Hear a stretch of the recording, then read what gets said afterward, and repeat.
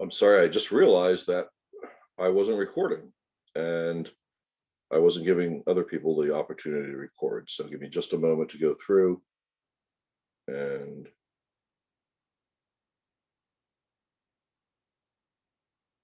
make sure everyone who has the ability to record can record.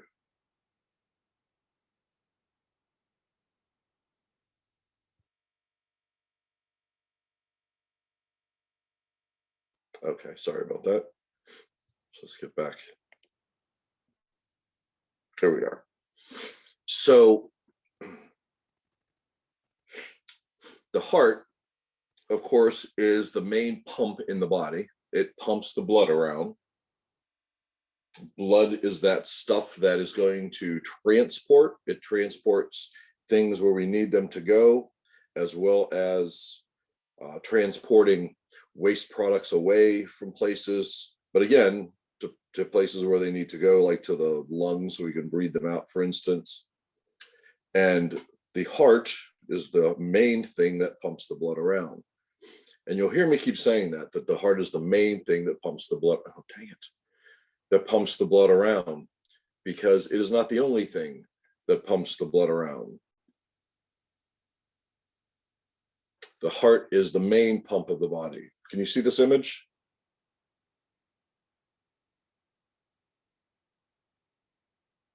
No, we only see you. Okay. I wasn't sure. Let me try that again then. Sorry. Sorry.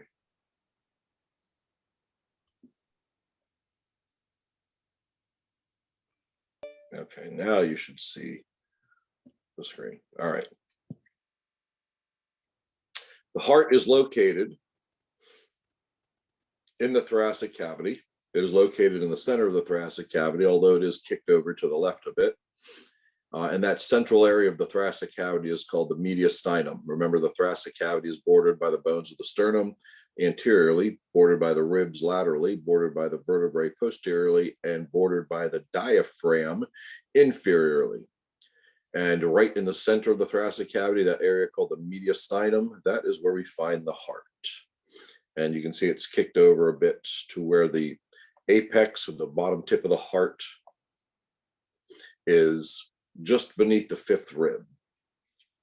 So if you look at a heart, a human heart, it's going to be about the size of your fist. Now, some people say it's about the size of two hands clasped together.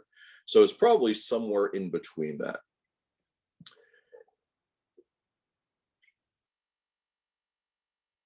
And looking at the open part, open section here, you can make out the fact that the heart has these four chambers to it, these four spaces. There's two on the top and two on the bottom. Actually, let me find this picture here is even better. There we go. So it's kind of easier to think of the heart as these two pumps that just kind of happen to be right next to each other. There's a right side and a left side. And to keep things simple, the deoxygenated blood and the vessels that carry the deoxygenated blood, meaning low in oxygen, are colored in blue. And the oxygenated blood and the vessels that carry the oxygenated blood is colored in red. So the right side of the heart, its purpose is to collect the blood from around the body that has already released its oxygen, or much of its oxygen, and then pump that blood over to the lungs to get more oxygen, and then of course to get rid of carbon dioxide. Then the blood returns to the left side of the heart, and the left side of the heart has a job, and its job is to pump the blood throughout the entire body. And this is the blood that is now full of oxygen.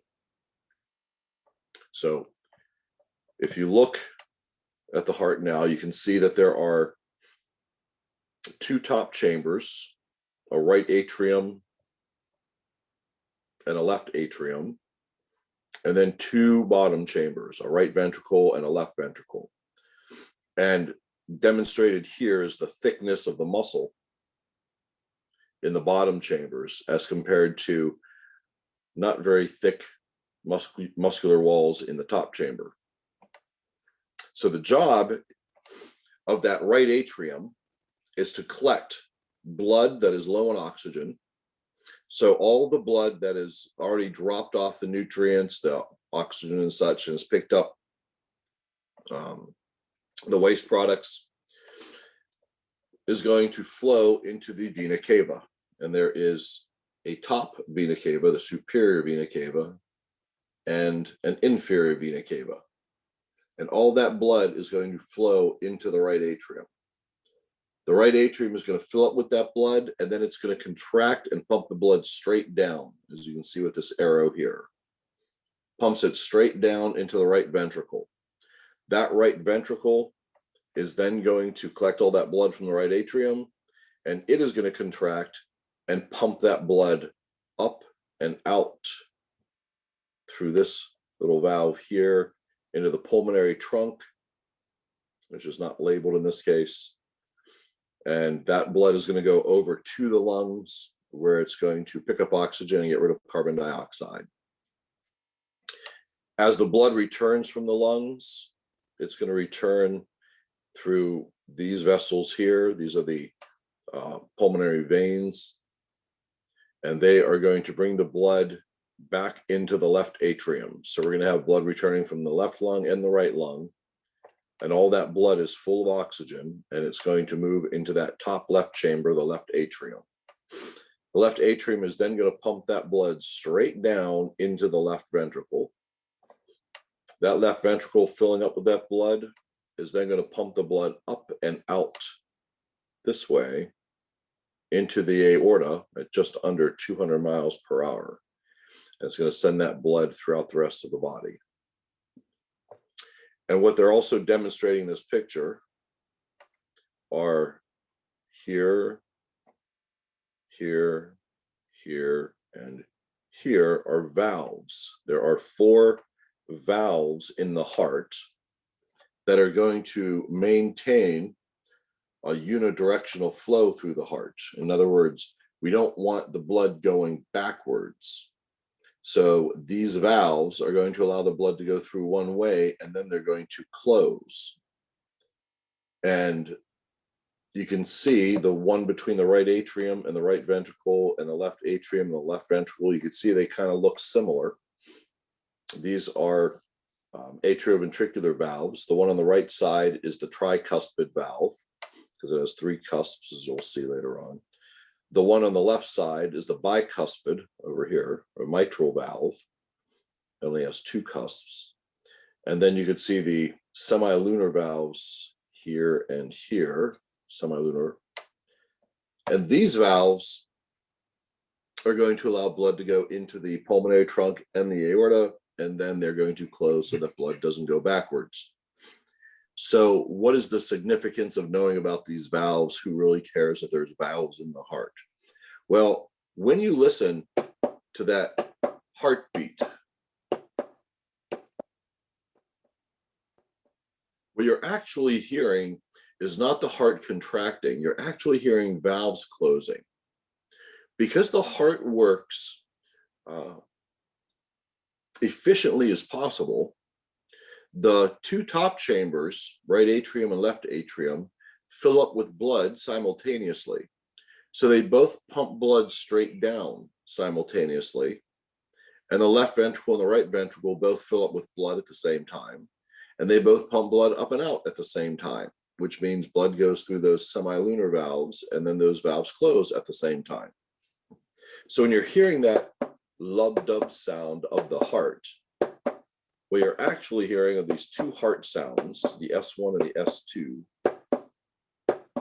And the first heart sound is actually the sound of the tricuspid and the mitral valve or bicuspid valve closing simultaneously. And the second heart sound that you hear are actually the sound of these semilunar valves, the pulmonary valve and the aortic valve closing simultaneously.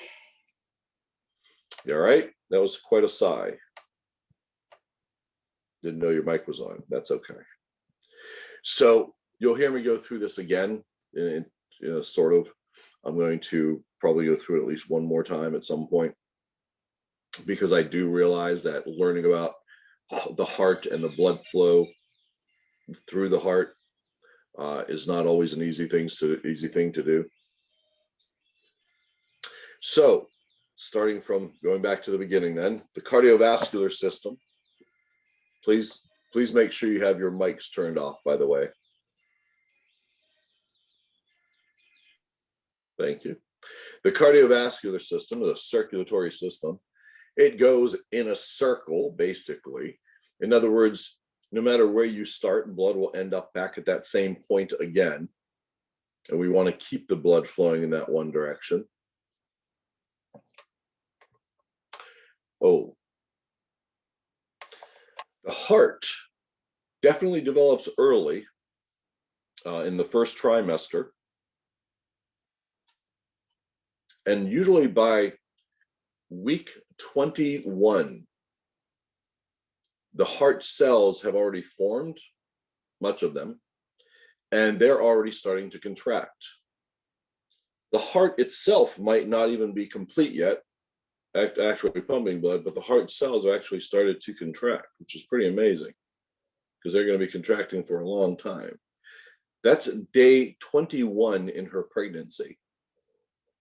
Those baby heart cells already contracting. Excuse me, sir, you said in day 21 it start to contract? Yes. Thank you. Yes. Not week, but I heard week 21 insurance. I was going to confirm that. Did I say week or day 21? I said week 21. I heard week 21. I apologize. Not week 21. I apologize. Day 21. Yeah, because this is happening in our first trimester. I apologize if I said week 21. No, it was day 21. I'm sorry.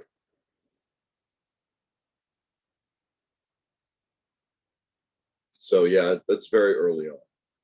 The heart is formed in the first trimester. That's what I already saw that.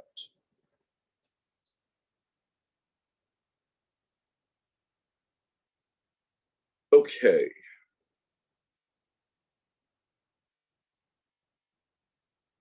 Now, if you can imagine this heart with these chambers filling up with blood and then contracting and pumping the blood out, and then filling up with blood and then contracting and pumping the blood out, you can imagine that then the heart is going to change in size a little bit as it's doing this, which means it's going to rub up against things.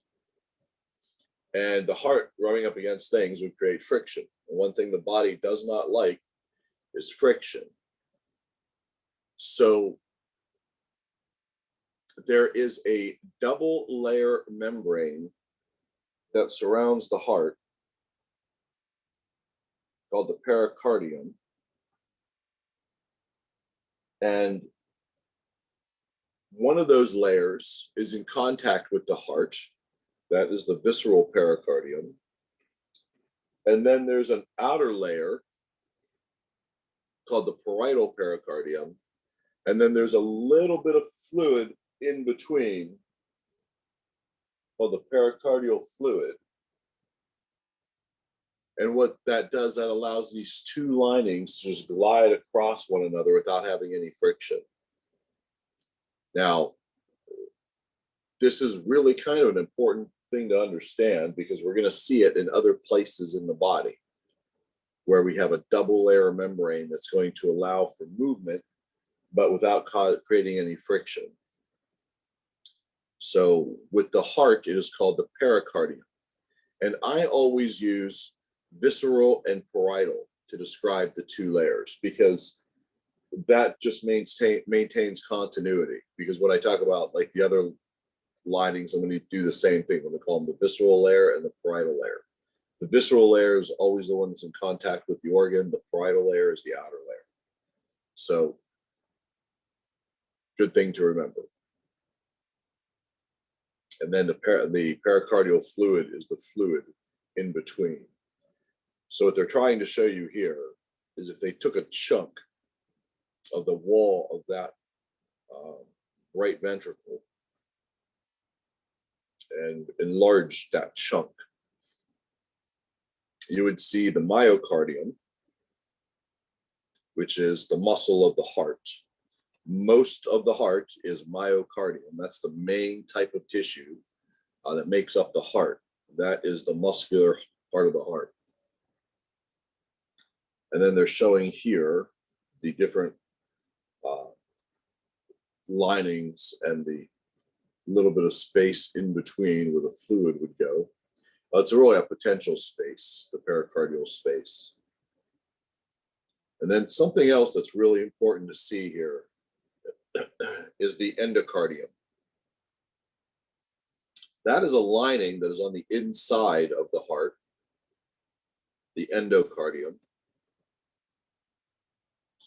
And it's important because this is what allows the blood to move smoothly across the muscle tissue without clotting or clumping or getting distracted in any way. For the same reason we put Teflon on a pan, create that nice smooth surface so nothing sticks to it. That's what the endocardium does. And in fact, it works out so well that the endocardium lining continues out into the blood vessels as something called endothelium for the same purpose, to create that nice smooth lining. And you'll sometimes hear me use the term intima instead of endothelium, the blood vessel lining.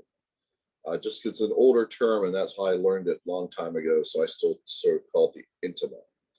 But the endothelium is in the blood vessels, the endocardium is in the heart. Creates that nice, smooth surface.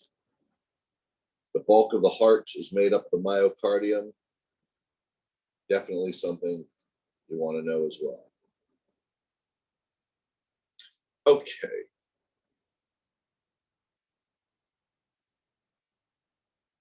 As I said, there are 4 chambers in the heart. 2 upper chambers, 2 lower chambers, 4 chambers in the heart, 2 upper, 2 lower. And there's a right side of the heart and a left side of the heart. So each side has 2 chambers. Each side has an upper chamber and a bottom chamber. The 2 upper chambers are called the atria. That is the plural. Singular is atrium, right atrium, left atrium. And there is a wall that separates them, the interatrial septum, because septum means wall. So that's demonstrated here. This is the right atrium, the top chamber here. And on the left side, this is the left atrium. It's not really a great picture because I would prefer it sort of,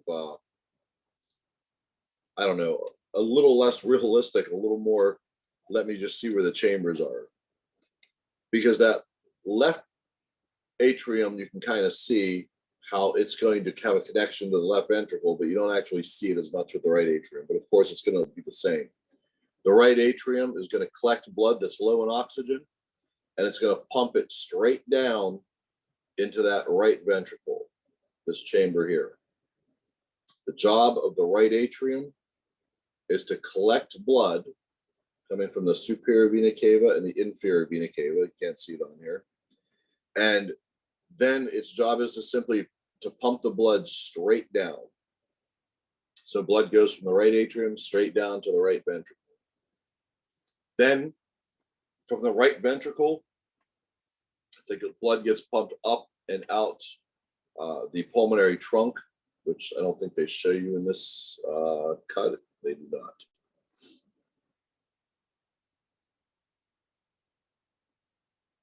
No.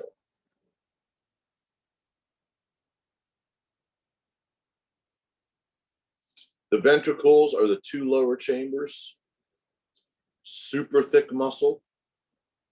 They are separated by a wall, a septum as well, called the interventricular septum. All they're doing is they're collecting the blood from their top chambers.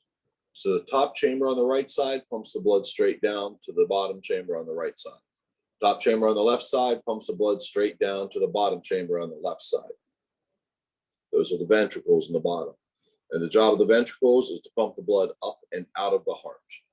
From the right side, it goes to the lungs. From the left side, it goes throughout the entire body.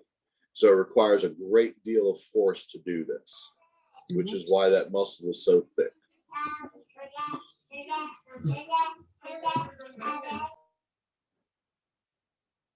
Okay, I thought maybe there was a question. Nope, it was just a baby.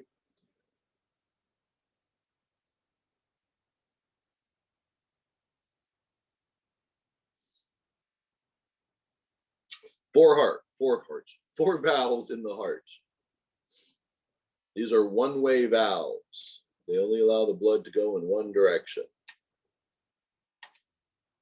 Let me show you this way, if you'll bear with me for a moment.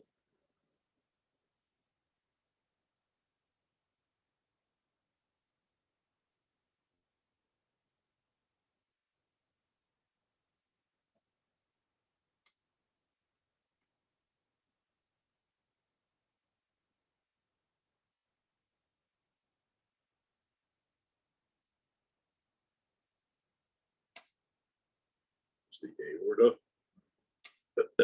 Blood is getting pumped to the aorta, and we'll do the pulmonary trunk. And this is going over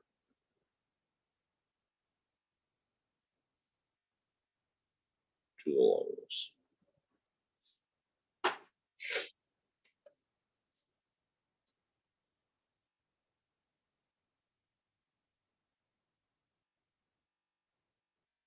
So we have blood coming into the right side of the heart that is low in oxygen, and it is going to go into this top right chamber, the right atrium, which is then going to pump the blood straight down into the right ventricle. And the right ventricle is then going to pump the blood up and out and to the lungs. And just think about it. Use just logic. If the blood's going to the lungs, what do we get in the lungs? Well, remember, our lungs are responsible for getting oxygen. So blood's going to the lungs because that's where the oxygen is. So this blood here coming from the right side, remember, it's always the patient's right or left. So blood coming here from the right side is getting pumped over to the lungs because it is low in oxygen. It wants to get oxygen. Meanwhile, we have these pulmonary veins that are coming in from the lungs. I'm only going to draw one pulmonary vein, but there's four. And it is bringing blood back to the heart. So this is the blood that's gone through the lungs, picked up oxygen, and now it goes into that top left chamber, the left atrium. That top left chamber is going to pump the blood straight down into the left ventricle. And the left ventricle is going to pump the blood up and out into the aorta, to go to the rest of the body. So we have a valve here.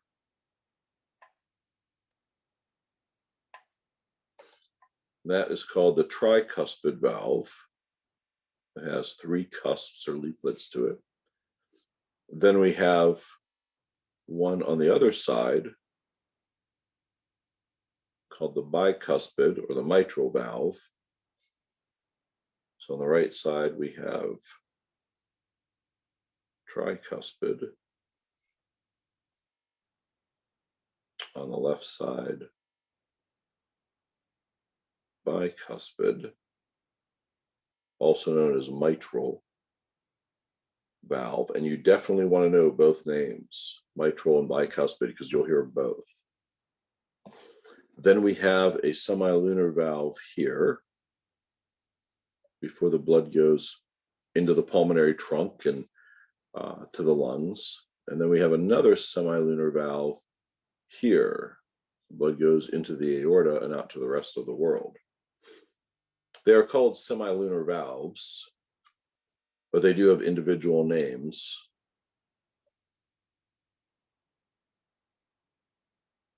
This is the pulmonary valve. And the one on the other side is the aortic valve. These names kind of make sense. Aortic, it's an O. They make sense because the pulmonary valve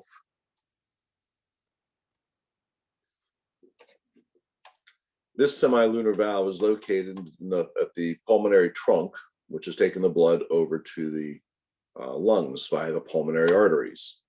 So it would make sense if they call that the pulmonary valve. And the other semilunar valve, called the aortic valve, that is going into the aorta, which is taking blood, or to the rest of the body. So it makes sense to call them pulmonary and aortic valves. Now, how do you keep all this straight? Well, if I was you, if I was a student learning this for the first time, and I wanted to remember blood going from the right atrium to the right ventricle, has to go through a valve. I put it on a note card to look something like this. And write tricuspid on the other side. From right atrium to right ventricle, it has to go through the tricuspid valve. From the right ventricle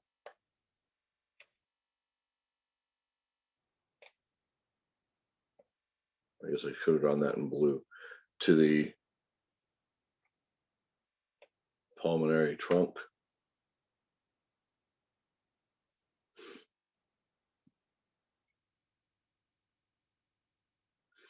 Pulmonary valve.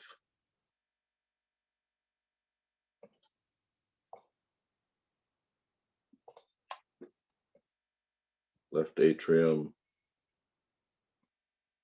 left ventricle. To go from the left atrium to the left ventricle, you have to go through the bicuspid, also known as the mitral valve. And of course, from the left ventricle into the aorta.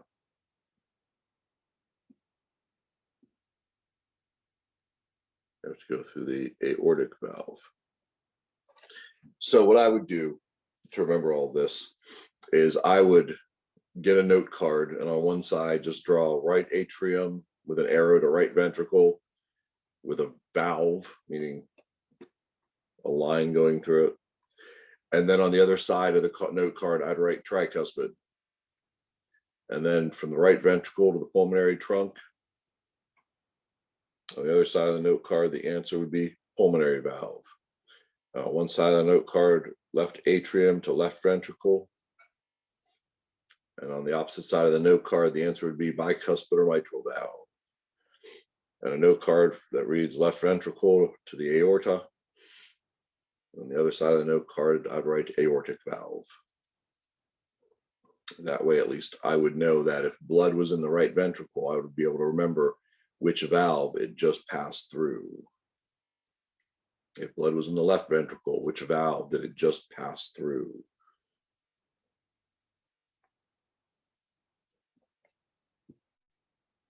That's how I would remember them, or at least start to memorize them. And now you can see back here, back where we were before. This right here between the right atrium and the right ventricle, that's the tricuspid valve.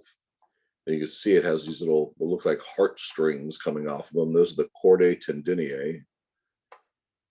Oh, they're not shown on here. Okay. And what they're going to do is they're going to help stabilize that valve, help keep it closed when that right ventricle, for instance, contracts and pumps the blood up and out. That way it stops the blood from going backwards, because we don't want it to go backwards. This is a nice image you can see from the top, sort of a top view. You can see the tricuspid valve, and you can see why it's called a tricuspid. It has 3 cusps to it. The bicuspid has only 2. When they're open, You can look down through and see the ventricles below. And then the semilunar valves, you can see what they look like closed. It's kind of difficult to see it from this angle, but there actually are depressions in each of these cusps. And as blood comes pumping up, it pushes them open. We want blood going in one direction. It's a unidirectional flow. We want to maintain that. This is a nice image showing the directional orientation of the muscle of the heart. Kind of helps you understand how it's, when the heart contracts, how it squeezes and pushes the blood in a certain direction. It's actually a pretty good image. Okay, we talked about those. Okay, Station, I have a question. Yes. You said the blood is supposed to go on one direction. I want to know if, in case of any thing and it goes backwards, what happens in the human body?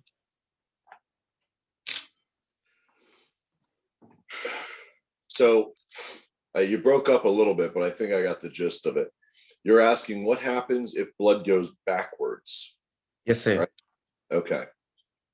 Well, there's a couple problems with that, depending upon where it goes backwards to. So consider, for instance, blood. Let's see, what would fail? Consider, for instance, that bicuspid failing on the left side. Blood's going to back up into that left atrium. And that left atrium is not very large. And blood's going to back up from the left atrium into where it just originated, from the place where it just came from, which is the lungs. So one of the things that's going to happen is that blood is going to back up in the lungs, and the fluid portion of blood is going to leak out and collect around the alveoli in the lungs. We could see this with left-sided heart failure of any kind, but this is one of the things that's going to cause the problems. It's also not going to allow for the full amount of blood to get pumped out like it should be.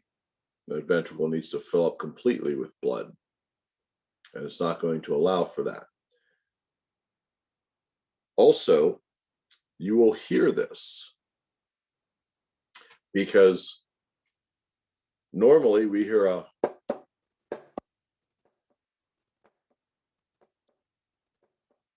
type of a heart sound, but in this case, you're going to hear a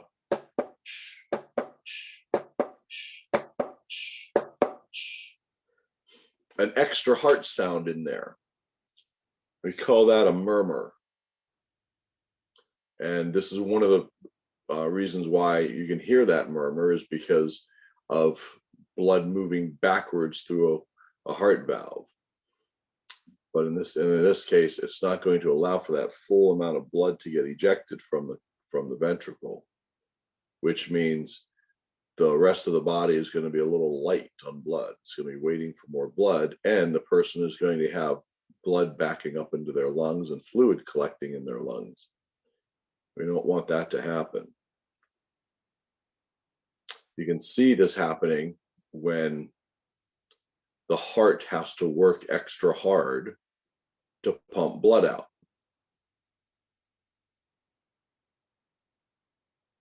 If we have increased volumes of blood, the heart has to work extra hard as well to pump blood out. And I said earlier that the heart is the main pump in the body. It is not the only thing that pumps blood. As we'll see a little bit later on, the arteries have a huge part in that. They assist greatly in pumping blood through the body. The arteries do. And if for some reason the arteries lose that ability, then the work gets put back on the heart again. And remember, the heart is made up of muscle. And the more you work muscle, the bigger it gets, which normally you would think, well, that's a good thing, that's stronger. But not with the heart. When the heart enlarges, that is typically a bad thing. because then the heart becomes less effective, leads to heart failure.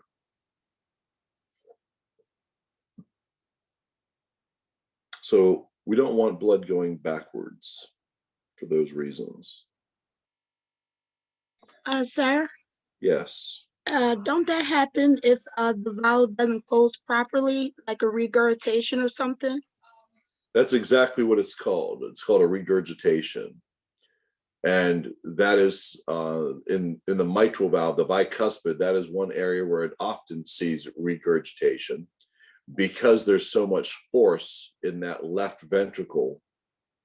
There's so much pressure, I should say. It's creating so much force, but there's so much pressure in that left ventricle pumping that blood out that it can push those valves back open again. It can cause those valves to fail. And we call that mitral valve regurgitation. Yes. Yeah, that's exactly what it is. So,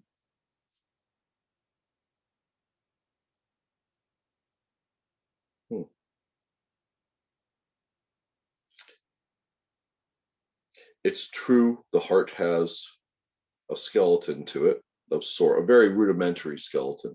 Keeps it very, very basic, especially for like the valves. But I'm not going to get too much into that.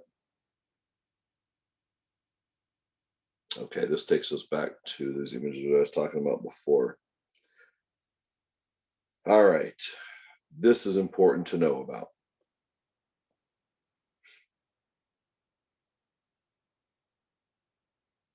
You can see these little arteries that are sitting on top of the heart that are conveniently drawn in red here for you. You can see the aorta, of course, the aorta being that very large artery that comes out of the heart. It starts in an upward direction, and then from an upward direction, it sort of arches over, and then it goes downwards. That is the aorta, which is a very strong artery, largest artery in the body.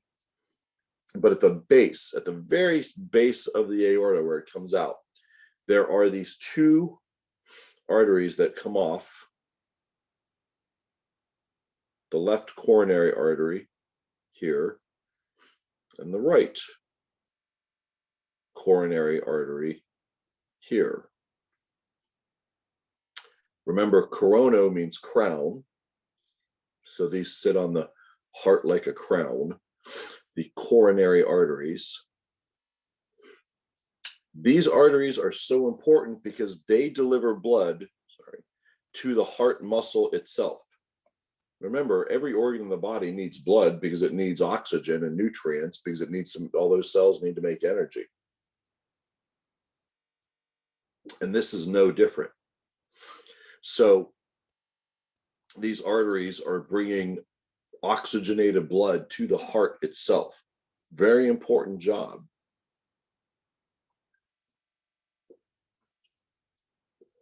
And you'll notice there's only two of them, at least to start. There's one on the right and one on the left. And then right about here, it's kind of a little bit occluded, a little blocked, but you can see, I shouldn't say blocked, it's a little covered up. But you can see that left coronary artery branches off right here and becomes a circumflex artery. And then the anterior interventricular artery that goes downwards here. You can see that. If these arteries get blocked, if they get occluded in any way, meaning blocked in any way, that's going to diminish the blood flow down its path to the rest of the heart.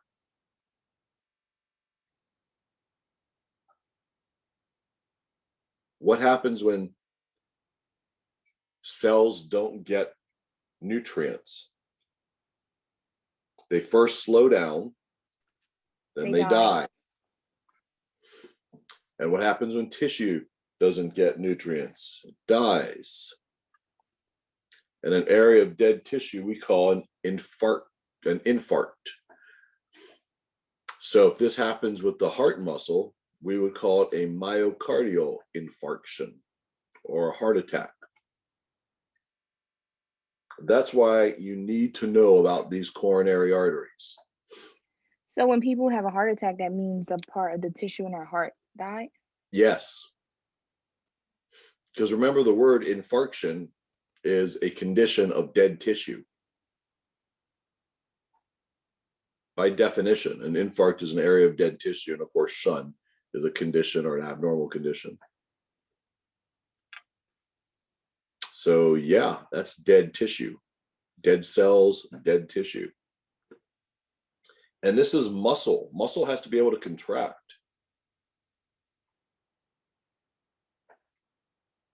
And it contracts to pump blood out to the rest of the body. So every heart attack that somebody has is just a different area of dead tissue on the heart? Yes. And different, very importantly, different amounts of dead tissue. Little bit of tissue died, little heart attack. Big amount of tissue died, big heart attack. So what happens if a person has a little heart attack? A little bit of tissue died, but that tissue is dead forever. It's now scar tissue. Which means if they have another little heart attack, that's more little scar tissue, dead tissue, and another little heart attack, and another, that all is going to add up. But sometimes when somebody have a heart attack and they don't even know? They can be having a heart, yeah, they can. They can be asymptomatic. And I think we see that more in women where they're asymptomatic when they're having a heart attack. Or maybe they just don't recognize the symptoms as much, or the symptoms are different, I should say, that so that they don't recognize them as being associated with a heart attack. But yeah, they could definitely be silent, which is not good. So Dr. Surgeon, no heart attack is good. I have a question. Yes. So every time a tissue dies, it's always a heart attack. Can you not have a heart attack and a tissue die? Well, I'm talking about the heart tissue specifically. Okay. I'm not talking about like tissue in your muscle in your leg. No. I'm talking about the heart tissue as well.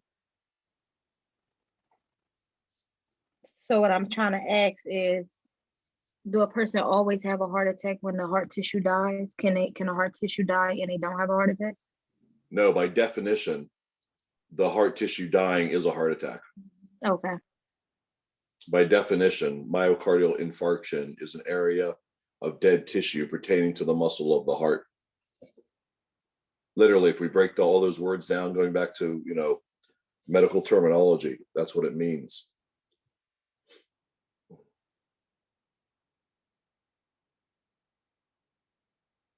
But are there other things that can cause the heart tissue to die besides a heart attack? No. By definition, if it's heart tissue dying, it's a myocardial infarction.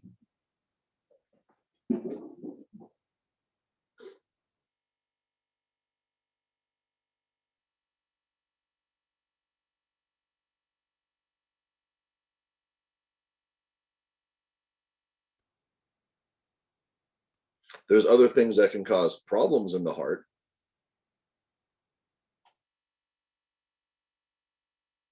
Or with the heart. But dead myocardial tissue is a myocardial infarction.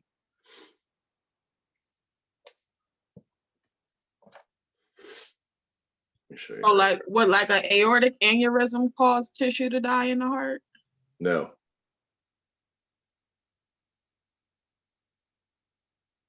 I'll show you why.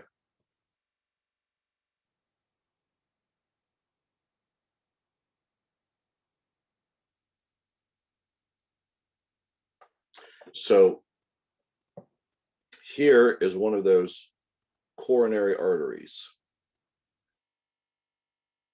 And here is that lining inside of the arteries. Remember I said that nice little lining to allow the blood to flow. Let's see. So I'm going to do them in purple just to make it a little different. There are heart cells, and heart cells are different. Heart cells are branched muscle cells. They look a little bit different, but here's all these heart cells. And all these heart cells are waiting for blood. And the blood's coming down this way to get delivered to all these cells. And of course, the cells along the way.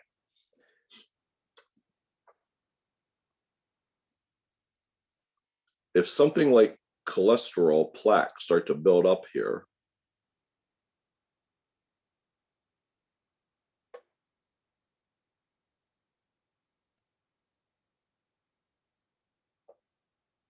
there we go. That's going to stop the amount of blood that gets through here, which means these cells down here don't get glucose, oxygen, water. And what happens when cells don't get glucose, oxygen, or water? They can't make energy. And what happens when cells can't make energy? They die. So now we have an area of dead tissue.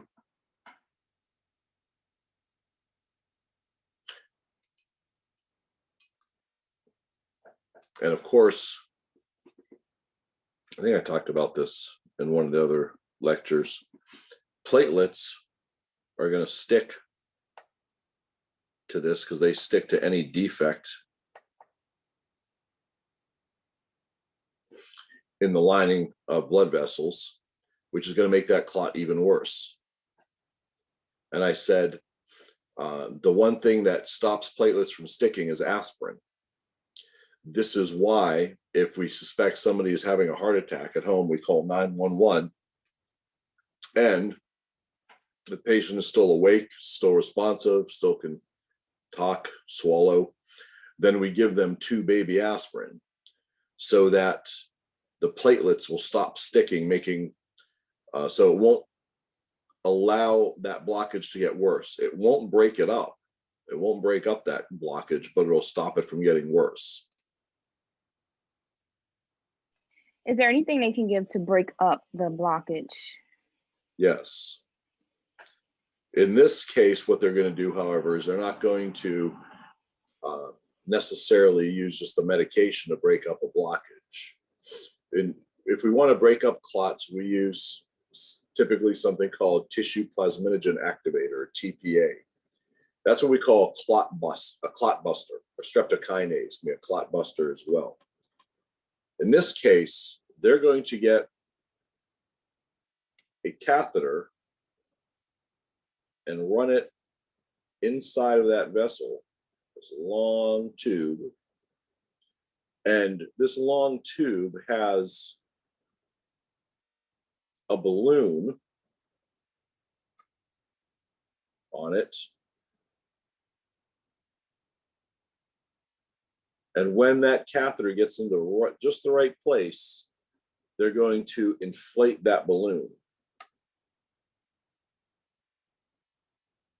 And that's going to smash this plaque, this blockage, down and out of the way, which is going to open up that area. Dr. Surgeon, is the catheter considered a stent? I was just going to say, and then what follows that, which will also be delivered via catheter, is a little spring-loaded tube called a stent. And this little spring-loaded tube, when it gets in place, just like that balloon inflated, after they deflate the balloon, they will spring activate this little tube. And that tube now will be in place. If I should have stuck with this color here. That tube now will be in place here. And that will allow blood to flow through it. So they first have to open it up using the balloon, and then the stent is next. And they get that using a catheter in just the right place again, and then they spring activated and it springs open, and now it's in place, and they leave it there.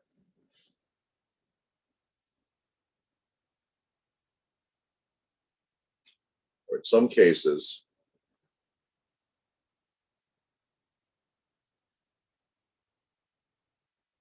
they will attach another blood vessel, like a vein from somewhere else in the body,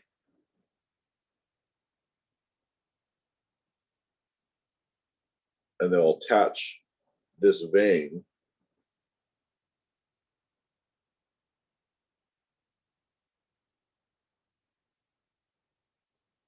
and now the blood will go right around the blockage. That's called a bypass. They graft on another vein to one of these coronary arteries or around these coronary arteries, and they call that a coronary artery bypass graft or a cabbage. So if you hear somebody saying they had to have a bypass or a double or even a triple bypass, three areas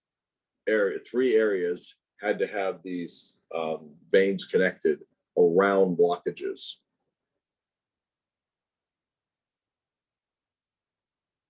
It's kind of a big deal. That's a big surgery. The balloon angioplasty, this one, is a big deal, but it's not as big a surgery. The cabbage, coronary artery bypass graft, those are like 6-hour surgeries. You got to stop the heart. First, it has to be on a heart-lung bypass machine. At least when I went through my surgical rotation.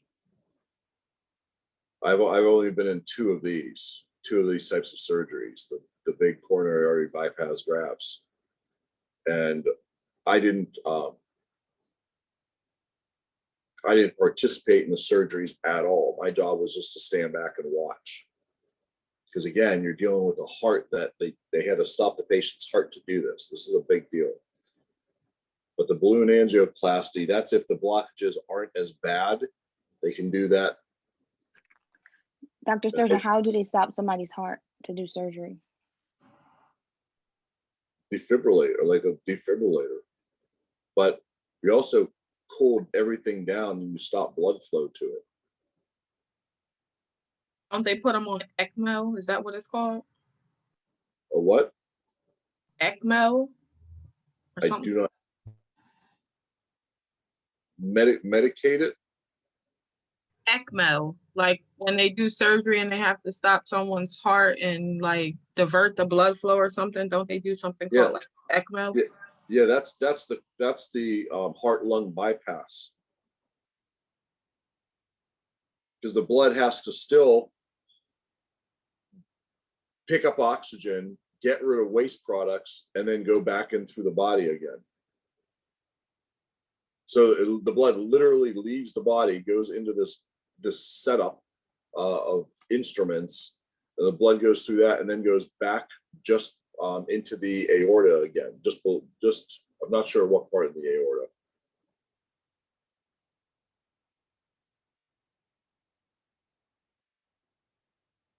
So, sir, this person is dead, and then you actually bring them back to life again?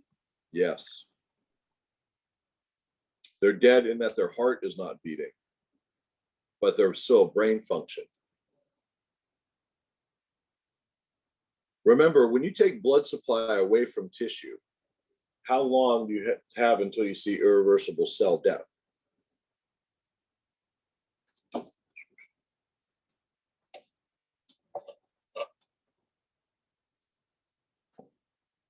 Six hours. In every place in the body, if you take away blood supply, irreversible cell death occurs in 6 hours. That's true for every part of the body except the brain and spinal, we'll say the central nervous system, the brain, basically. But in the brain, it's 20 minutes. If you take away blood supply, from the brain, you'll see irreversible cell death in about 20 minutes.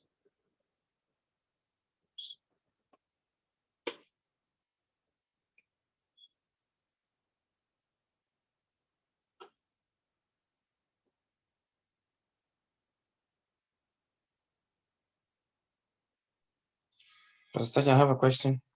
Yes. You said the brain is 20 minutes.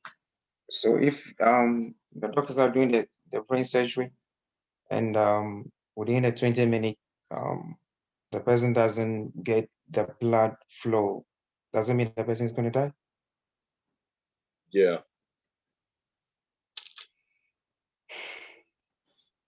If a person doesn't have blood flowing to their brain, they're going to die.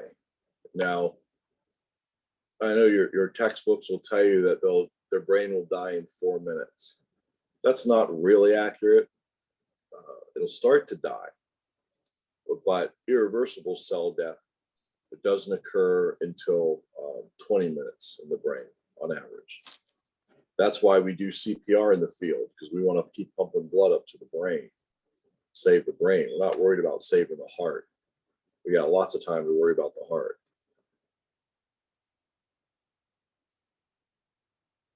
Is that a coma?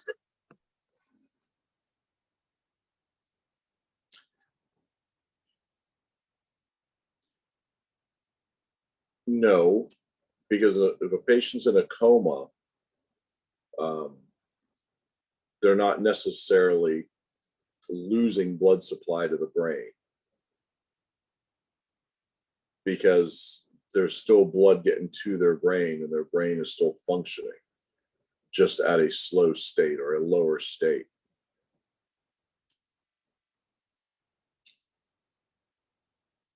If you stop blood supply to the brain if you stop a small amount of blood supply to the brain, like in certain areas, that's what we call a cerebrovascular accident or a stroke.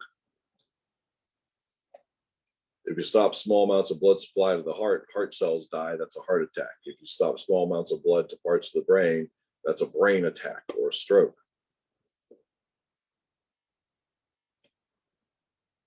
And then eventually, if you stop enough blood flow to the brain, that's death.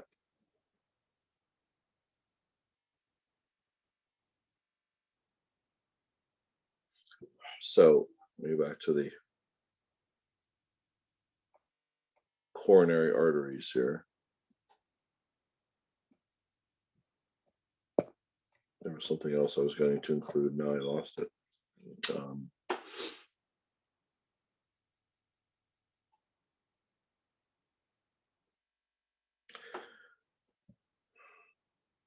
Yeah, I totally lost it.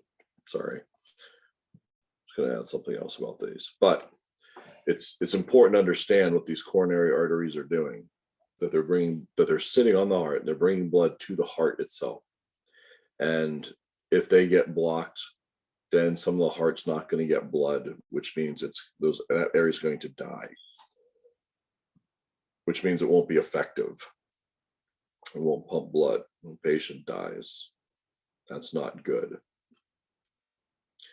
What is demonstrated over here, if you look at this as part of the aorta, that big tube coming out here, part of the aorta, remember, blood comes out of that left ventricle at just under 200 miles per hour and shoots through that aortic valve. So it passes up the openings to the right and left coronary arteries completely. It's not until the ventricle relaxes and the blood starts moving backwards. As the blood moves backwards, it closes those valves, but then some of the blood gets diverted down into those coronary arteries. So even though these coronary arteries are actually the first branches off of the aorta, they don't get blood going into them until after the ventricle relaxes and blood tries to move backwards.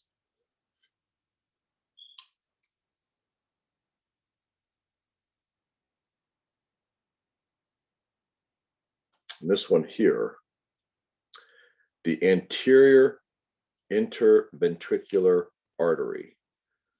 That is this big main branch that was originally coming off as the right I'm sorry, the left coronary artery, not the right. That anterior interventricular artery, when that one gets blocked, especially if it gets blocked up in this area here, they call that the widowmaker, because that delivers a lot of blood to that left ventricle. And if that stops allowing blood to flow through, that patient's going to die, or has a high probability of death. But that's how heart attacks happen, because blockages occur in those arteries that sit on top of the heart.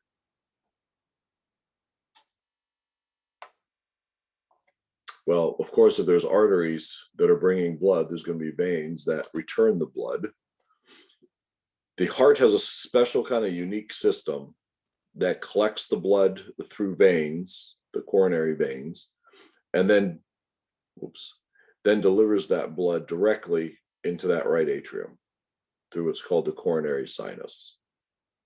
So most of the blood in the body returns to the right atrium either through the superior vena cava or the inferior vena cava, which is on here.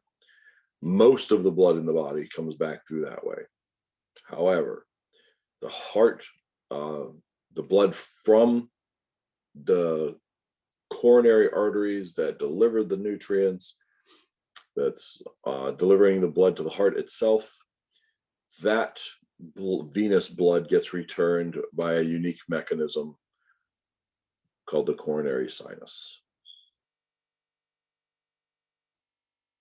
I'm going to skip that for now. We'll go right into arteries, because arteries are important to understand.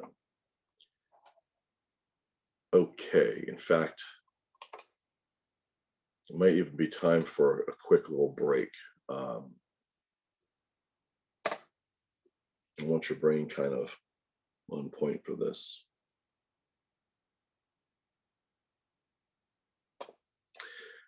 Let me show you something real fast. Muscle cells, heart muscle cells specifically, are branched cells. They have branches to them. Now, of course, this is just rudimentary, but you get the idea. So inside of these branched muscle cells, just like inside the cells in all other cells in our body, we have enzymes that are unique to the cells. So in this case, we have enzymes like troponin, creatine phosphokinase that is unique to the heart, and we have a lactate dehydrogenase that is unique to the heart. So these enzymes are found inside of our heart cells, and they are unique. There's a unique creatine phosphokinase, there's a unique lactate dehydrogenase that are found inside of our heart cells. So why do you care about that? Well, when heart cells die, they're going to break apart, for lack of a better phrase, and these enzymes are going to leak out. Troponin leaks out first. Creatine phosphokinase leaks out next, and then lactate dehydrogenase last. So these enzymes are now going to show up in the blood. They shouldn't be in the blood, not in any certain amount. They should only be found inside of heart cells. But if the heart cells die, then we can find these in the blood. And if they're in the blood, that tells us that heart cells have died. So in other words, if a patient comes into the hospital and they are suspected of having a myocardial infarction, if we believe they have a heart attack or have had a heart attack, like very recently, we will take their blood.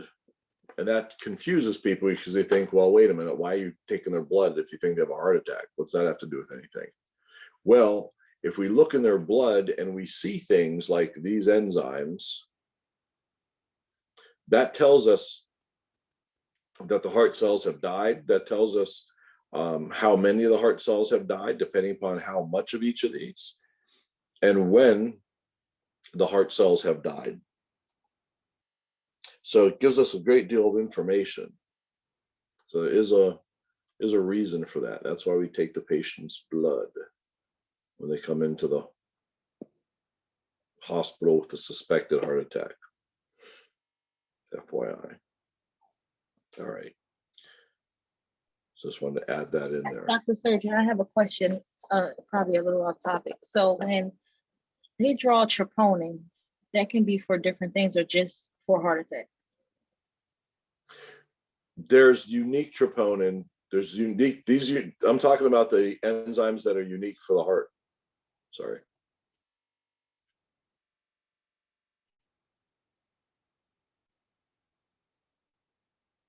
Because, for instance, we can also find like lactate dehydrogenase in like the liver, or creatine kinase in the skeletal muscle.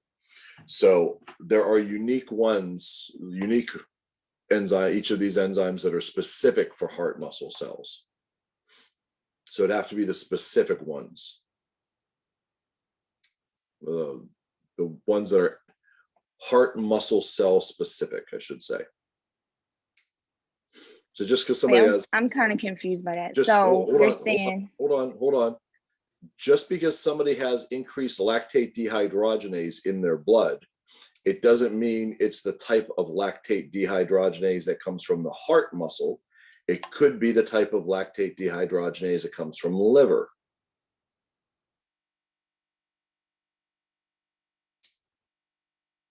I'm saying there's specific types of these enzymes that are in the heart muscle cells. So go ahead, Hadia. never mind. You still don't get it? Not following? Well, I was going to say, but all that you can see all that with a troponin. Not just troponin, no.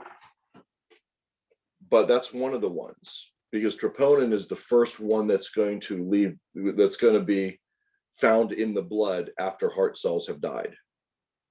It's the first one that shows up, usually within 8 hours. So depending on if that troponin is in the blood, how much of it is in the blood, that could tell us approximately when a heart attack had occurred, that a heart attack, first of all, had occurred, approximately when it had occurred, and approximately how many heart cells have died.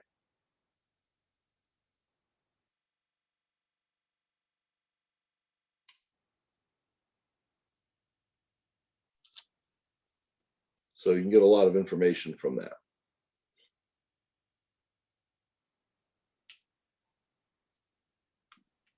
Dr. Surgeon, I have a question. Yes. It's about the heart. All right. So my dad had a heart attack and he had to get a stent put in his heart, but he also had to get stents put in his legs. Did that come from the heart attack? Like, There's no way I can know that.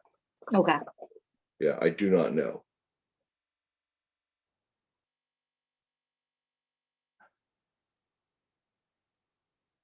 So, sir, Yes. yeah, so these enzymes can come from other places. How do you differentiate where they're coming from specifically if it's not coming from the heart? Because there's unique types of these enzymes.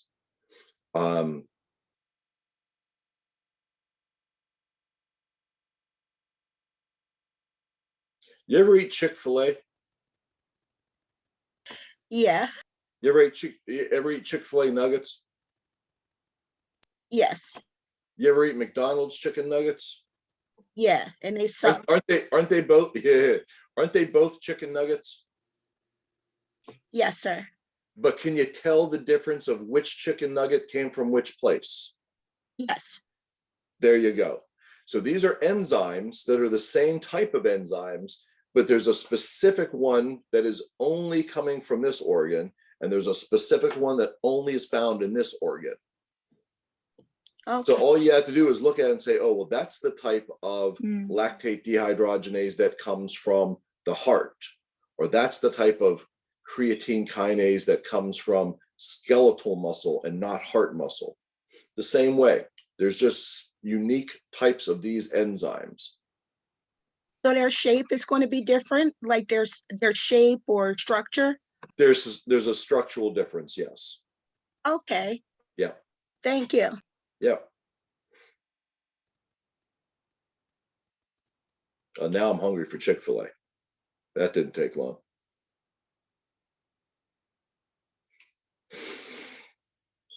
Okay, but I want to get started on talking about arteries and veins because it's important that you guys know the difference, but I do want to take about a 10-minute break. Just a quick break to clear your mind for a moment so that we can get started on arteries and veins, because this is also important stuff. Good? All right. Yes. Let me just pause. So I want to get into the arteries and the veins now. And Pastor Janet, if sorry to cut you. I have this question that if you can explain to me, please. You were saying something about the heart, that I want to know what causes the heart cells to die. If you can explain. the same thing that causes any cell in the body to die, and that would be the lack of nutrients, whether it's oxygen or glucose or water. Because remember, if you don't get those nutrients, the cells don't make energy. Okay. And how do those nutrients get to all the cells in the body? How do we deliver nutrients throughout the body? The blood. Your butt. Blood. Yeah. So if you stop blood flow to an area, that's going to stop the delivery of nutrients. If you stop the delivery of nutrients, the cells are going to start to slow down. They're not going to make energy. And then eventually, because they're not making energy, they'll die. Thank you. Mm-hmm. We don't want that.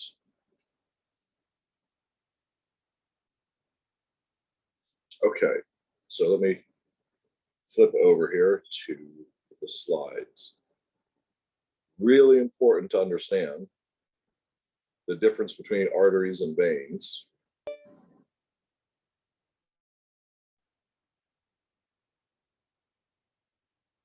So we'll start with the arteries. All arteries carry blood away from the heart. That's the rule. All arteries carry blood away from the heart.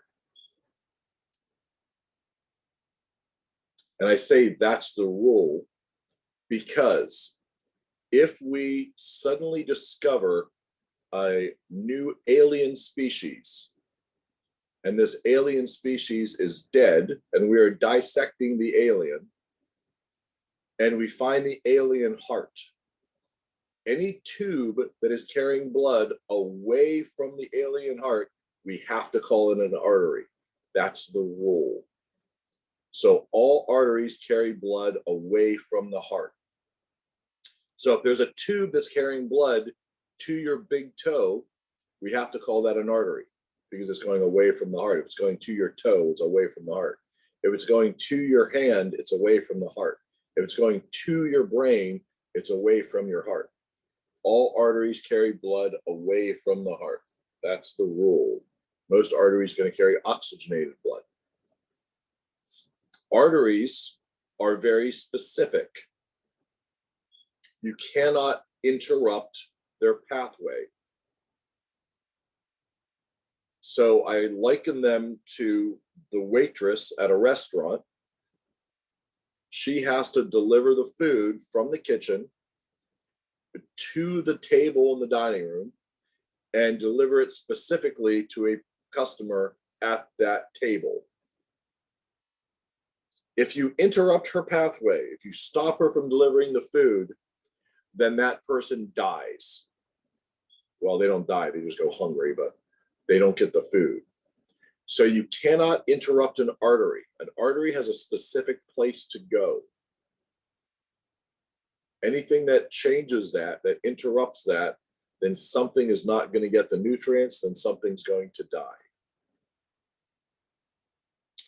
Arteries are both elastic and muscular. They kind of break them down here as two different types, but the reality is arteries are both elastic and muscular. They have the ability to stretch to a certain extent, some more than others. And then they have a bunch of muscle in their walls to contract and push the blood forward, maintaining that unidirectional flow. And you can feel this when you take someone's pulse. When you're taking their pulse, what you're feeling is the blood coming through that artery as it stretches, and then that artery is going to contract and pump the blood forward. Arteries are under high pressure. If you cut an artery, if you puncture an artery, blood is going to come squirting out of the artery because they are under high pressure. If you cut an artery in half, the two ends will spring apart because they're under tension. This is why if someone is cut in their leg and you see their thigh, for instance, and you see blood squirting out, you have to quickly apply a tourniquet above that area because that artery may have sprung apart several inches, in fact.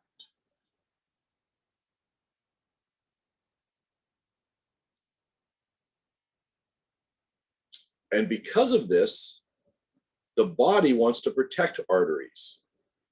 So it puts arteries deeper in the body. It tries to put them as deep as possible. That's why you can only feel an artery in certain areas, like that radial pulse that you feel, or the brachial pulse, or that carotid pulse.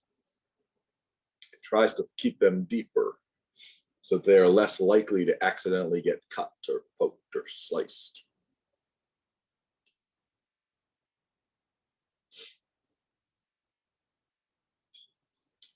The arteries then branch off into smaller arteries, which then branch off into the smallest arteries, the arterioles. And then the arterioles connect up to the capillaries via medarterioles. And the capillaries are the smallest of the blood vessels. So here is a small artery called an arteriole. Blood flow is flowing through it. It's going to connect up to these capillaries. It is in these capillaries where the oxygen and carbon dioxide exchange takes place. In other words, oxygen leaves the blood, goes into the tissues, into the cells. Carbon dioxide goes from the cells into the blood, picks up the other waste products, and then that blood continues on eventually to a small vein called a venule, which then attaches to other venules, becoming veins, small veins, then bigger veins, then bigger veins, and eventually the vena cava. Now they're showing here that there are these muscular doorways called sphincters that can help sort of direct blood flow where we want them to go at any given time. Because if those sphincters close, then you see the blood flow just goes directly through this channel right into the venule. It sort of bypasses those capillaries.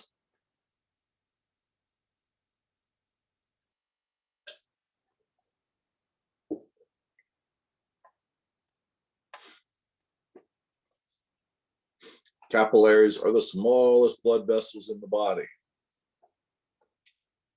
They are, in some places, just spaces in between cells. Red blood cells have to go through capillaries single file. And red blood cells have to be flexible. As they flex, they bend as they go through capillaries. That's how tiny these things are. So you have to use, obviously, if you need a microscope to see an individual red blood cell, you definitely need a microscope to see an individual capillary. Very, very small. As I said, the venules are the smallest of the veins, and then venules come together to form small veins, and then small veins to bigger veins, and bigger veins to the biggest veins. So veins, what they do, veins carry blood to the heart.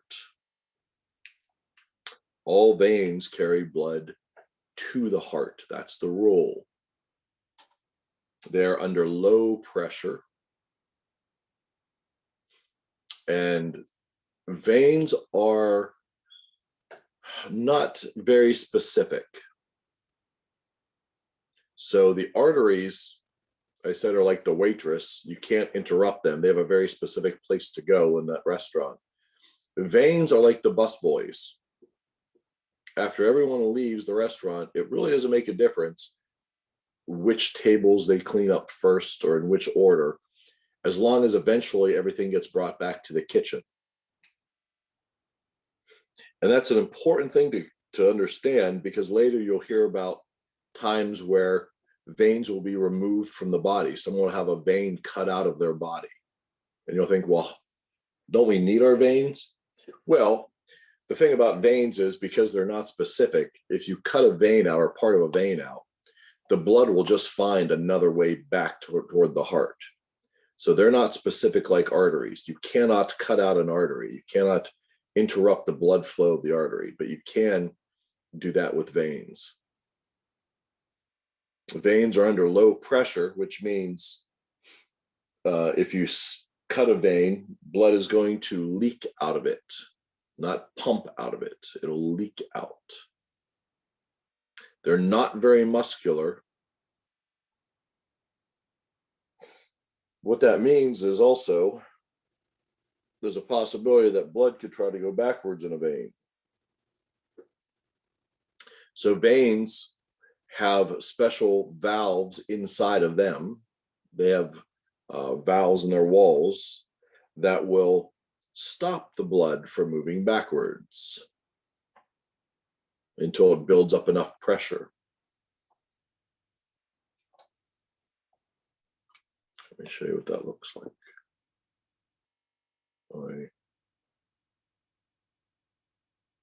No, that's not what I want. Okay. So here's a vein. Blood is moving back toward the heart.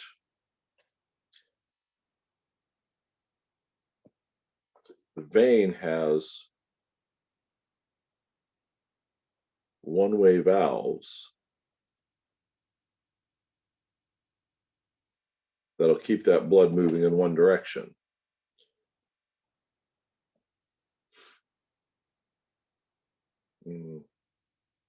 If there's not enough pressure,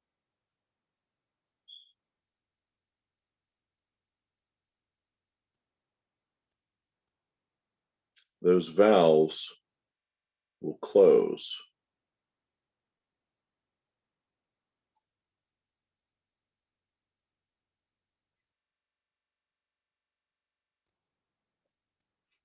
So here's the vein.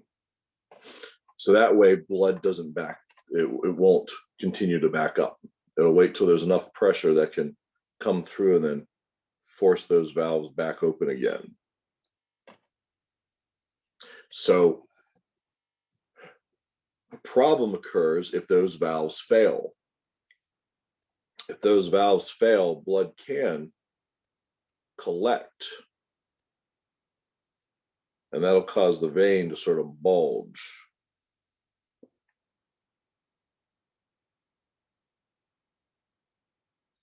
Oh man, okay. So you can see this oftentimes in the legs You may have heard of this, called varicose veins, where you can see the veins bulging. They're larger, oftentimes in women, not as much in men. And the reason for that is because of estrogen. Estrogen, green. Estrogen damages. Sir, I have those veins in the back of my legs. Yeah.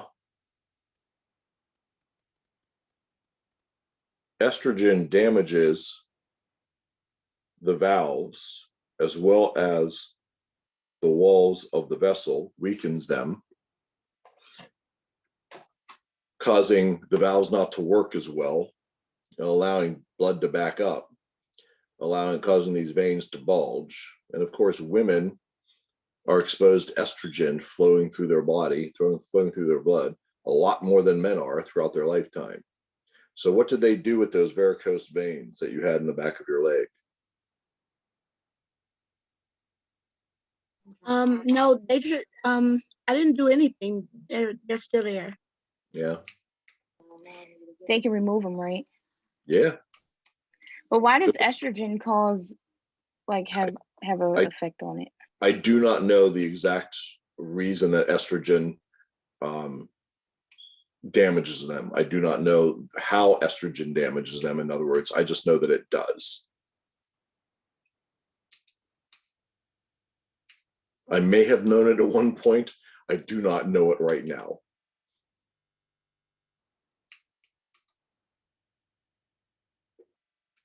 So if someone is on like an estrogen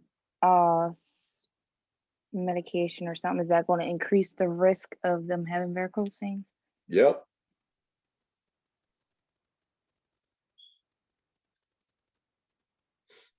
Don't it come from pressure too, like pressure? Yes. Because if you think of this first vein that I drew here on the left, if we put some pressure right here and that flattens out the vein, that's going to make it more difficult for this blood to flow past that, which will cause it to sort of back up as well. And that can cause those valves to fail. So if someone's pregnant and she is in labor and delivery, especially when she's trying to force that baby out, she's creating a lot of intra-abdominal pressure. So there's a backup in the inferior vena cava, which backs up into the smaller veins, which causes these other veins to bulge out in the rectal and perianal area. And they're referred to as hemorrhoids. And that's why hemorrhoids can be cut out, because they're just varicose veins. The blood will just find another way. Remember, veins are not specific like arteries. Veins are more vague. You cut a vein out, blood will just find another way to return back to the heart. It'll just take a different pathway.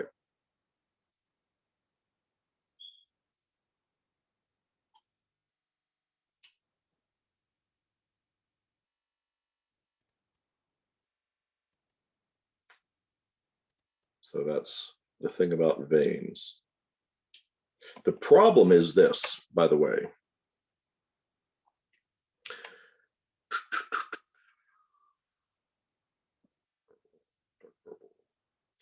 The problem is this. If blood is backing up and collecting here, then it's not moving very well.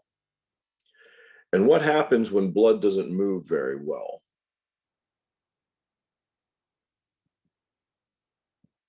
What happens when blood stops? It clots. It clots. Good. Excellent.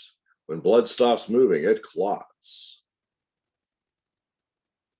So by having these, it increases the likelihood of clot formation.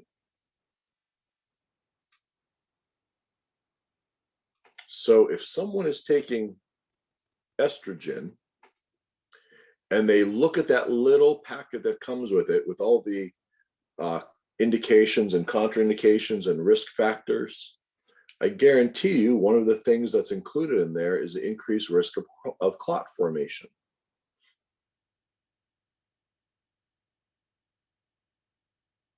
This is also why, by the way, which is actually a really good thing. Someone had said before, can't you have varicose veins removed? Yes, you can.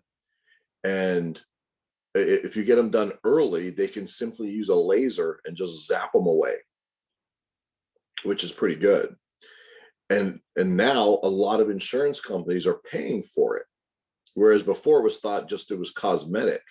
But now they're saying, well, no, because those can actually increase the likelihood of clot formation. So by getting rid of them, that's preventive medicine. So now a lot of times they can get the insurance to pay for it, which is awesome. Decrease the risk of that. It's a good thing.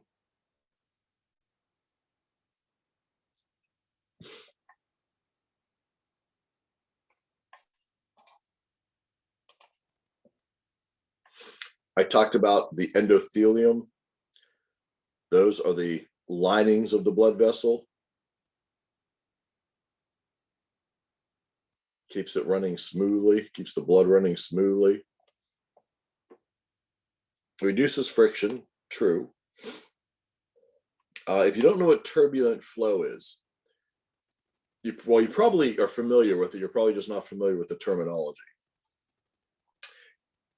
If you've ever seen like a fast moving river and like off to the sides near the banks, there's like little whirlpools that form and they collect like branches and leaves and, you know, litter and stuff.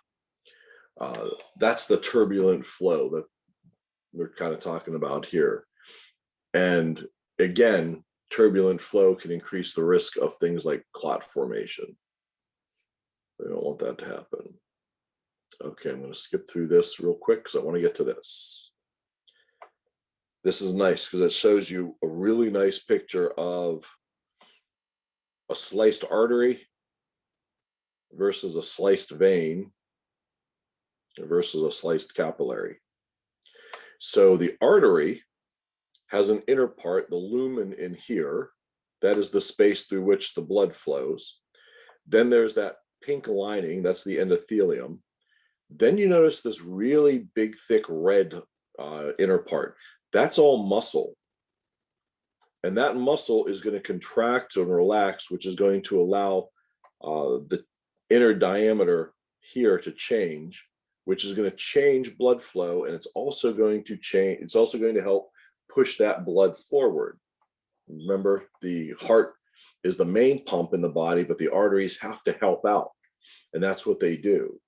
That muscle contracts and helps to pump the blood forward. Look at that compared to the vein.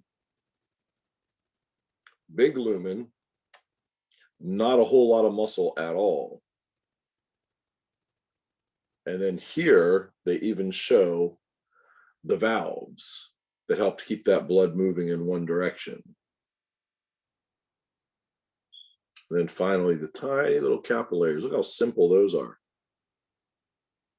Hardly anything in there to create the wall of the capillary, because this is where oxygen and carbon dioxide exchange is going to take place. So as blood moves through that capillary, it's going to release those nutrients into the surrounding tissue and cells. And then waste products are going to move into that capillary.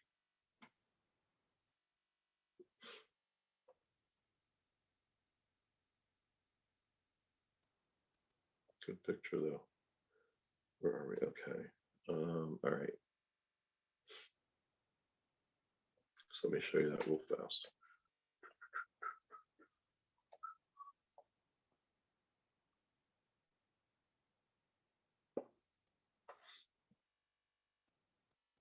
So our capillary is super tiny. blood's moving through it. Red blood cells are moving through single file. And they have to be flexible as they move through.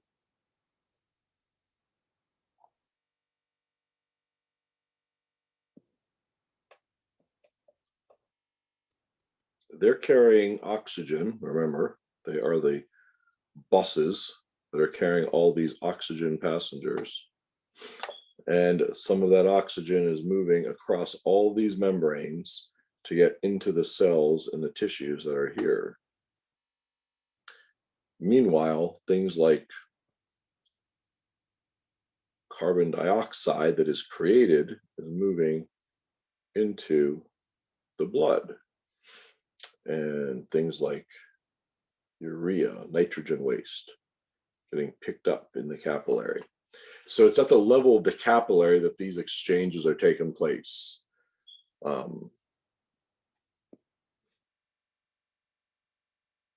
Water.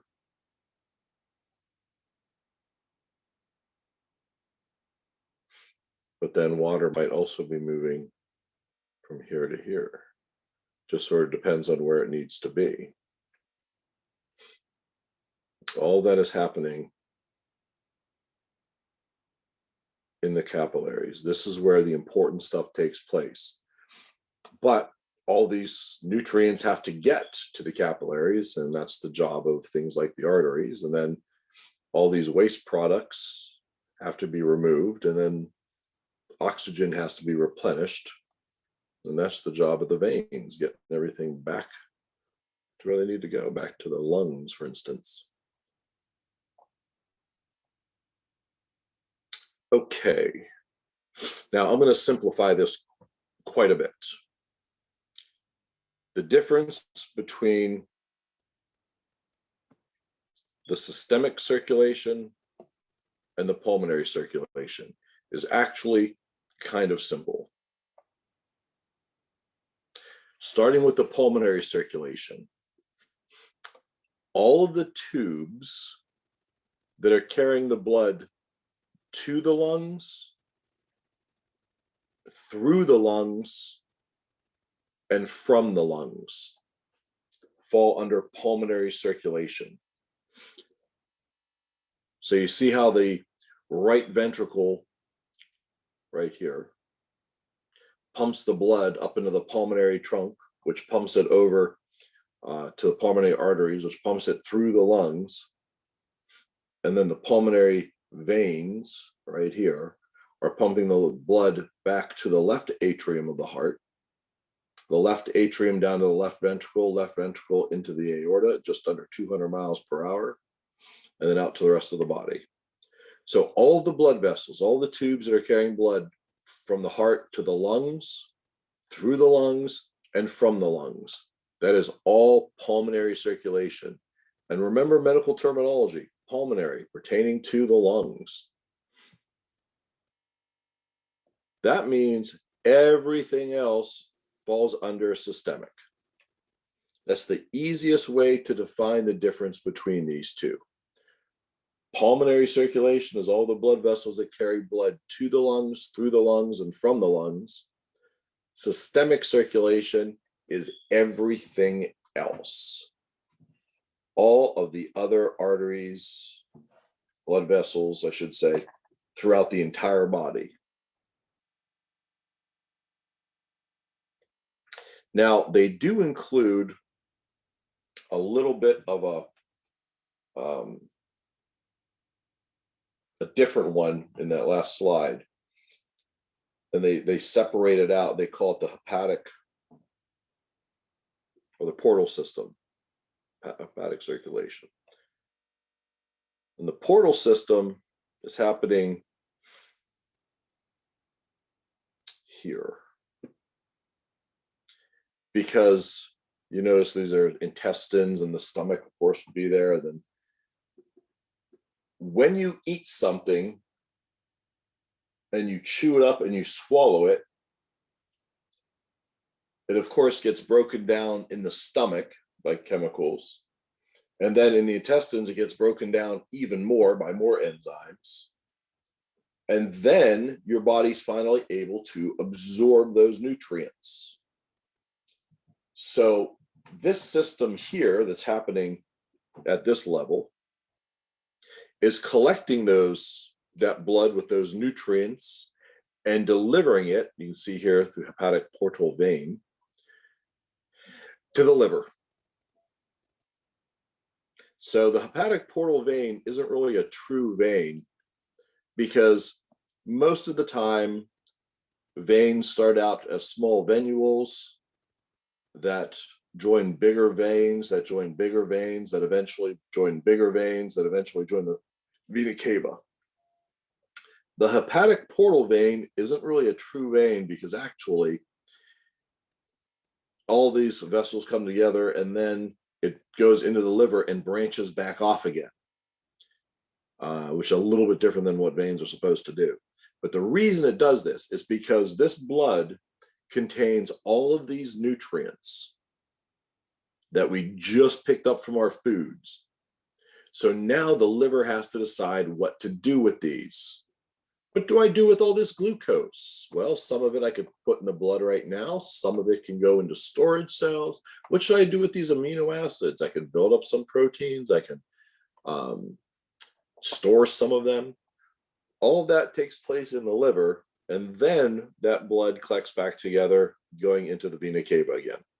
So the portal system is a little different, but it's still part. We can include that in the systemic circulation. So the best way to separate these two, pulmonary and systemic. Pulmonary is all the blood vessels carrying blood to the lungs, through the lungs, and from the lungs. Systemic is just everything else. Pretty simple that way.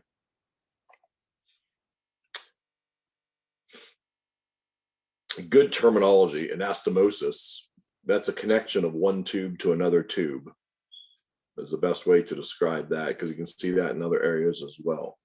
I'm not going to test you on it, but it's a term that you might come across from time to time, an anastomosis, a tube connected to another tube.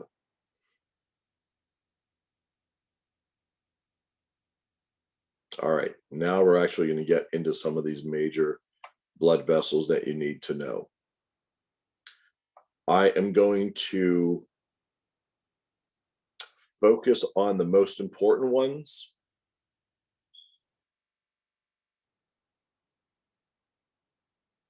Starting with the aorta. The aorta starts from the heart, and it goes in an upward direction. And the reason it goes in an upward direction first is because it's going to deliver blood up to this area. And we know that our brain is up there. So since it is the most important organ, we're going to make sure that the brain gets all that new oxygenated blood first. So in the aorta, starting at the left ventricle, it first goes up, it ascends, then it arches over, then it goes down. And again, we want to get that blood up to the brain in those areas first. Blood is coming out of that left ventricle and into that aorta at just under 200 miles per hour. So there's a lot of force coming into that aorta. It had better be strong, and it is. And you'll notice there's three main branches that you can see coming off of the aorta. These three main branches at that arch. The first branch, and you definitely need to know this one, is called the brachiocephalic. That's the first branch off of the aorta. And you'll see that the first branch, the brachiocephalic, very quickly splits off. So as it comes off the aorta as the brachiocephalic, then right here, it quickly splits off.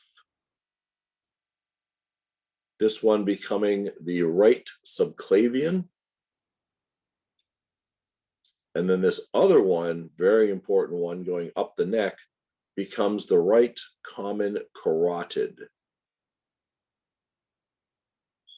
That's taking blood up to that head brain area. So the first branch off of the aorta that you can see here, because we're not going to include the coronary arteries because they're deep down in there. But the first branch that you can see off that aortic arch is the brachiocephalic, and the brachiocephalic then splits off into the right subclavian and the right common carotid artery. The second branch, that just comes right off and goes straight up as the left common carotid artery. And then that third branch becomes the left subclavian artery. And you could see that the subclavian artery, this left subclavian artery, for instance, would just follow it down. Oh, it was on this side, yes, on the side.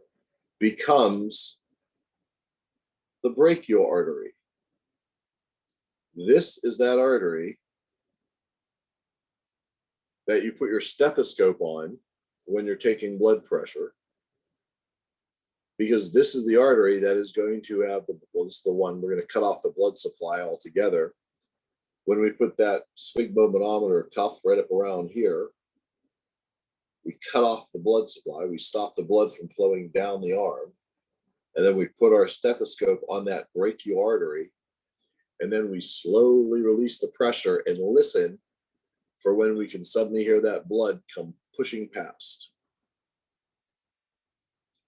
The brachiocephalic, as it descends, you can see it splits off and is going to become two main branches here, the radial and the ulnar artery.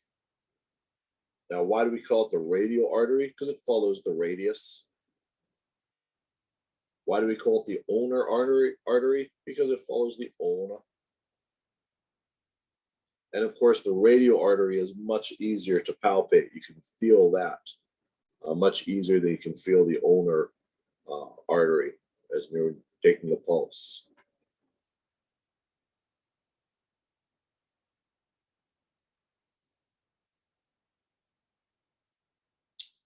The aorta starts at the left ventricle. It begins by going up as an ascending aorta. Then it arches over, arch of aorta. Then it descends as a descending aorta, or we'll call it a thoracic aorta. And it goes down into the abdominal pelvic cavity.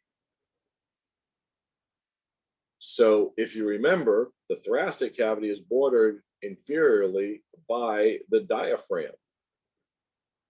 So that means there must be an opening in the diaphragm that allows the aorta to move through it. There is. And as that aorta goes down through the abdomen as the abdominal aorta, you can see a couple of branches down here going to places like the kidneys. And we are going to call those the renal arteries. The aorta continues downward until it splits off. And it splits off right in that pelvic area. And remember those bones of the pelvis called the ilium, I-L-I-U-M. So we're going to call these two the common iliac arteries, right and left. And the common iliac artery, if we follow it down, becomes femoral artery. As it follows that femur down, becomes the femoral artery.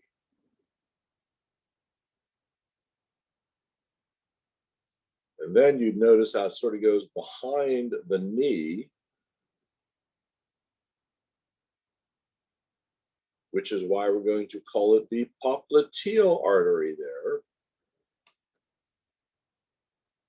because remember, popliteo means behind the knee, so that makes sense. Then it comes around into the front. You can see the anterior tibial artery cuts across the front of the tibia. Eventually, with a branch down here as the dorsal pedis on top of the foot, on the dorsal part of the foot. And we can feel a pulse there. We can feel a pulse at the popliteal artery. And we can feel a pulse at the femoral artery. And we can feel a pulse on the radial artery. We can feel a pulse on the brachial artery. We can feel a pulse on the carotid artery. You can't see it on this one, but we'll see it on the next one. What about the temporal artery, sir? And you can't see it on this one, but we'll see it on the next one. Okay, this one.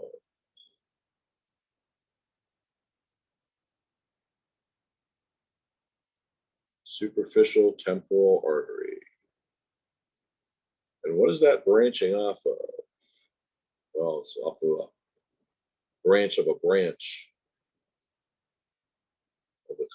of the carotid artery. That's why I didn't include it, because we just couldn't see it yet.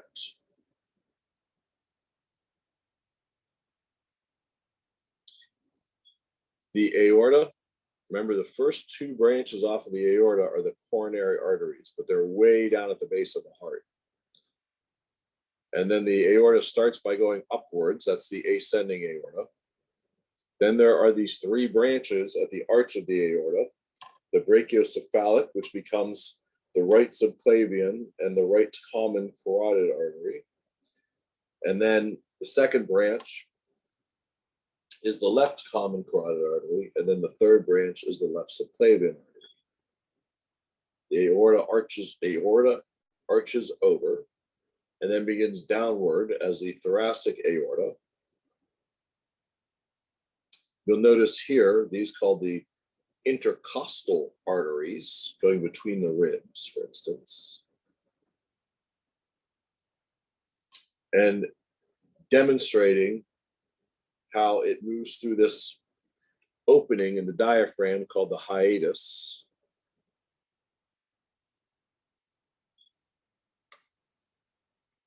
Now it becomes the abdominal aorta because it's in the abdominal cavity. And you can see these big branches right here that are going to be the renal arteries. And then it branches off into that right and left common iliac arteries, which then will become the femoral arteries.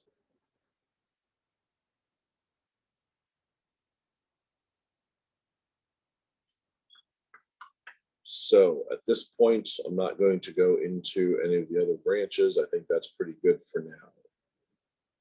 But we will see this here. Remember that brachiocephalic artery is going to branch off into the right subclavian artery and then the right common carotid artery. And the right common carotid artery is going to ascend, and it splits off into an internal and external carotid artery.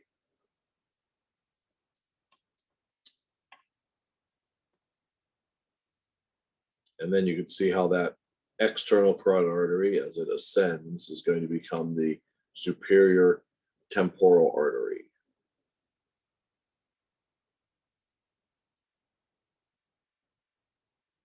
And that internal carotid artery is going to carry blood up to the brain. You'll also notice this little guy, the vertebral artery. Look at how the vertebral artery goes right up through the vertebrae, all the way up, and eventually is going to meet up with the vertebral artery from the other side, come together into a basilar artery, which is all going to connect to the circle of Willis. So what we're looking at here is the underside of the brain. If somebody were lying flat on a table and you were looking, you're standing where their feet were and looking upwards, this is the image that you'd have. So this is the front of the brain. This is the back of the brain. This was the underside. And there is something here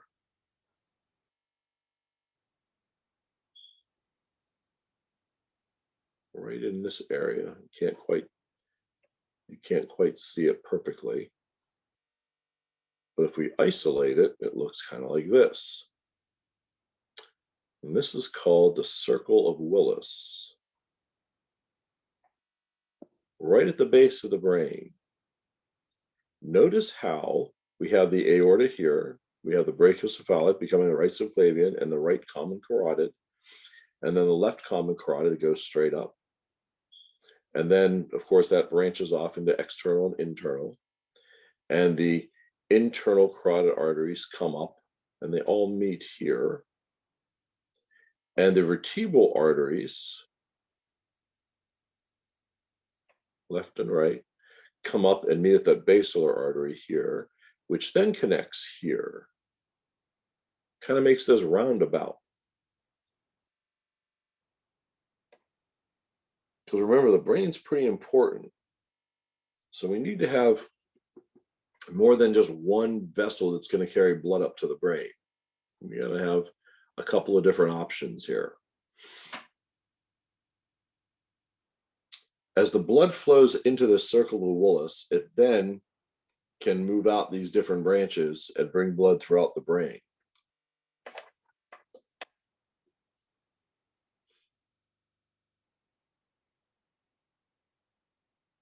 So a question that was asked earlier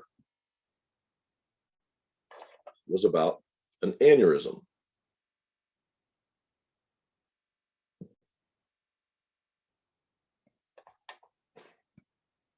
Oh, get rid of this. And an aneurysm is when there is a ballooning out of an artery. And we're going to see it mainly in we're going to see it in arteries, not mainly, we're going to see it in arteries and not in veins because this is under high pressure. So as blood is moving through here, there is a weak area. And that causes this area to bulge out. Now that weak area could be the result of just a congenital defect or a genetic defect. It could be the result of cholesterol built up in that area or in the areas surrounding it. It could just be the result of an area that's weaker than other areas and blood pressure that's really high. In some cases,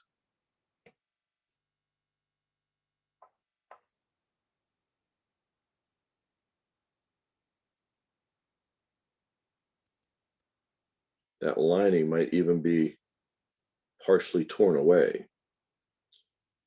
We call that a dissecting aneurysm, which means that's even weaker right there.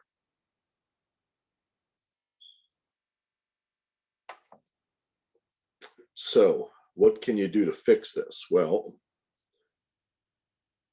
let me get the color here. You can put a clip around it, and that'll stabilize it. But that requires surgery, of course. And if this is going to happen mainly either in the aorta or in that circle of Willis area at the base of the brain. So how do you do surgery in the base of a brain of somebody? I mean, you can, it's just not easy. And especially if you have a patient who's elderly, that could be dangerous. So in some cases, the only thing we can do is monitor it and make sure they're maintaining a low blood pressure. That's sometimes the only option. Sometimes these things happen because of cholesterol plaque that was built up. Sometimes these things happen because the person has had long-standing high blood pressure. Sometimes it's just a genetic mistake. There's just a weak area in that part. And the thing is, sometimes these are found post-mortem when they're wondering how this person died, or sometimes they're found incidentally. In other words, they were looking for something else. Maybe they were doing surgery somewhere else, or they were doing some other procedure and stumbled across it. So it's a little scary because these things can be like a ticking time bomb. That any time those things could tear, and now blood's just going to be pumping out of those arteries. And that means it's going to be internal, but the person's going to die very quickly. So aneurysms are scary that way. But you see, it's not affecting the heart, it's affecting the blood vessel and the blood flow. Good?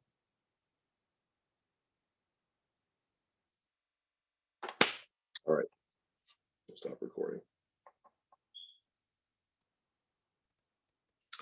So let's pick up where we left off, which was talking about, well, we're talking about arteries. We're going to go into veins now. Some of the major veins that you need to know about. Talk about aneurysms.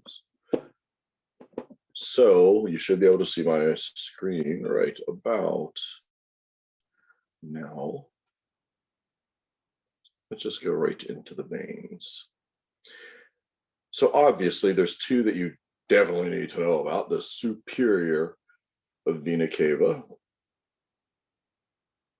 which is bringing the blood to the right atrium, and the inferior vena cava, which is also bringing the blood to the right atrium. So the best way to kind of imagine this, if you look at where the superior vena cava is, basically it is responsible for collecting all of the blood from the head, the neck, the shoulders, and the arms. So that's the basic way of thinking about just that area above the heart. All of that blood is going to go into the superior vena cava, which means the blood from the rest of the body is going to go into the inferior vena cava, which is going to go into the right atrium.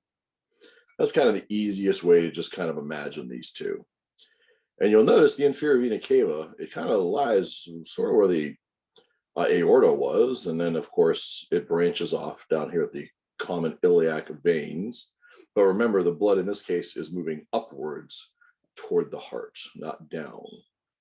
This is blood that is returning. Not surprisingly, we're going to find a femoral vein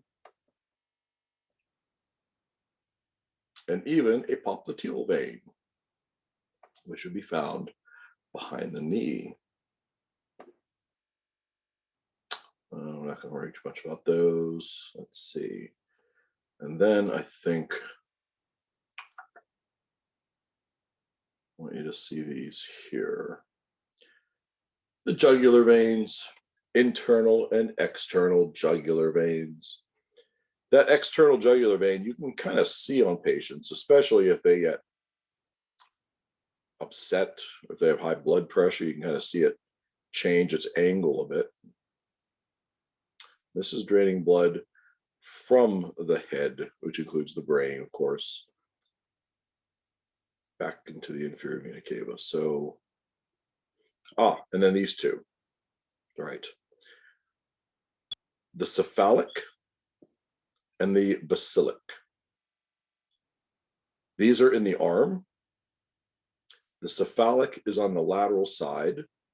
The basilic is on the medial side. And you can kind of see where there's some crossing over that occurs down here. and just at the antecubital fossa. So oftentimes these are veins that we use if we're getting blood, for instance, if we're doing phlebotomy.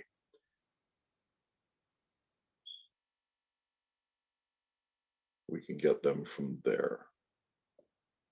So let's look at the, oops. Sir, you said syphilic, and what was the other one?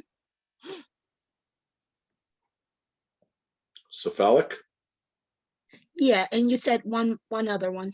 basilic. Okay, basilic. Yes, basilic is on the medial side, cephalic is on the lateral side. Thank you. Mhm.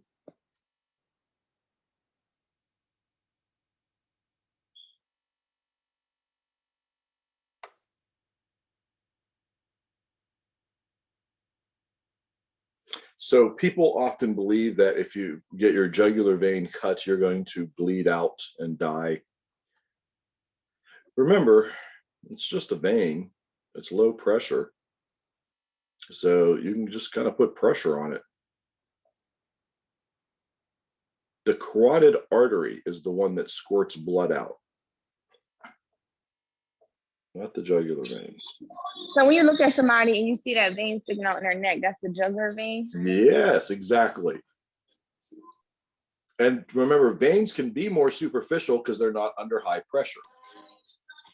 You're not going to see that carotid artery because that's under high pressure, so the body keeps it deeper. So it's less likely to get injured. But yes, exactly. Good.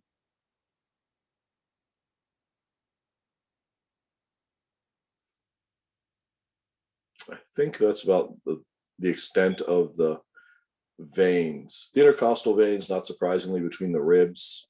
I mentioned those because I mentioned the intercostal arteries.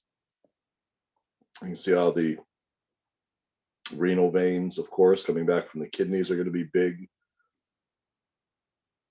But that's about it.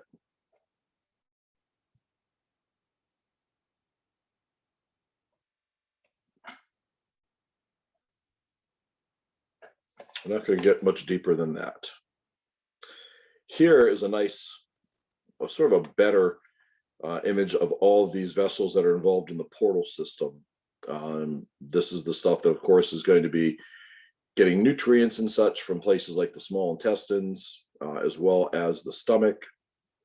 And you can see the stomach, of course, is here, and it would continue to about here, where it would meet the duodenum. You can see the head of the pancreas tucked inside of the duodenum, and actually it would stretch across. You can see the tail of the pancreas, and you can see how the tail of the pancreas comes to a point and points to the spleen. So that's nice. It just gives you an idea of where these things are located. But having to know some of these different veins is at this level, I'm going to say not as important. But notice how they all come up and connect with the hepatic portal vein, which is going to go into the liver and then branch off into smaller veins, which is why we say it's not a true vein, because it shouldn't be branching off in a smaller. It should just be going into the inferior vena cava. But of course, as it branches off into smaller, it's going through the liver, and now the liver has the ability to sort things out and decide what to do with all these nutrients that just came through. Okay, then there's something that is a little bit different.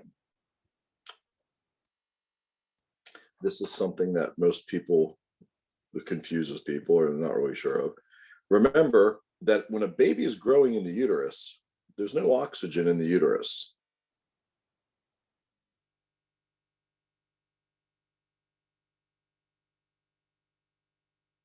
That's a terrible representation of a heart, but you get the idea. Because the baby's not breathing, there's no oxygen in the uterus. The baby is getting its oxygen from mom.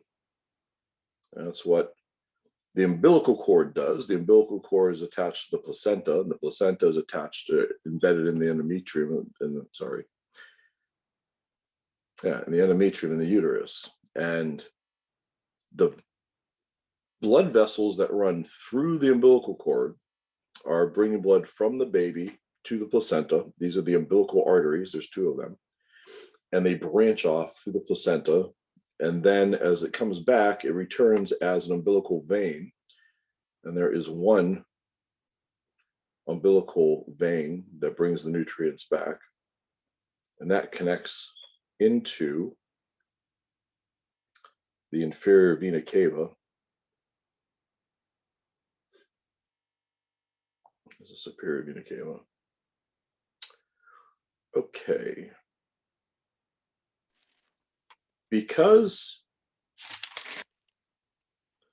the baby is getting oxygen from mom, not to mention the baby's lungs aren't working anyway, the blood that's returning is already full of oxygen. So the blood that goes into the baby's right ventricle is already full of oxygen, which means it doesn't need to go to the lungs. So the baby's heart actually has a hole that's supposed to be there called the foramen ovale, because foramen means hole. So we get a bunch of blood, the baby gets a bunch of blood that will go directly from the right atrium into the left atrium.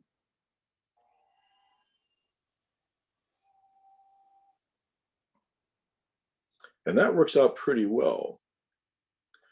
But there's also another connection here, because some blood is going to go down into the right ventricle and then get pumped out into the pulmonary trunk. But instead of going to the lungs, it's going to go this way, right into the aorta. And that is called the Ductus Arteriosus. These are the two main ones that I kind of want you to hear about, because we don't have these connections as adults. What happened to them? Well, as soon as that baby was born, they cut the umbilical cord, and that baby started to take its first breaths here. These holes closed up. The foramen ovale closed up and then starts to heal over. And the ductus arteriosus closes up and starts to heal over. In fact, there's still a remnant of this on our hearts right now. It's called the ligamentum arteriosus. And if we looked inside of the heart, we'd probably find an indented area of that wall that used to be the foramen ovale that has since been closed. So this can present pathology if the child is born and these things, one or both of them, neither of these things close up like they're supposed to, because then the baby's going to get a mixture of blood, meaning they're going to get blood that's full of oxygen and blood that's not, is depleted of oxygen. And that's not good. We would say that they have a patent foramen ovale or a patent ductus arteriosus. So the baby's heart is different from our heart. Baby's blood and mom's blood do not mix. Baby's blood leaves the baby, goes down the umbilical arteries, goes into the placenta, branches off into smaller arteries, picks up nutrients, and that blood returns back to the baby through the umbilical vein,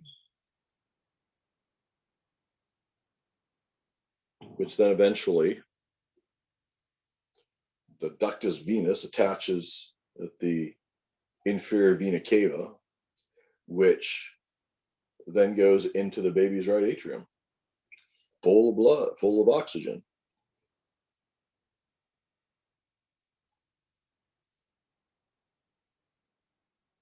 I think we talked about the placenta before as well in the endocrine system. The placenta is going to be also making estrogen in that pregnant woman to freeze the menstrual cycle. Mhm. But that placenta is going to be the thing that allows those nutrients to go from mom's tissues into baby's blood.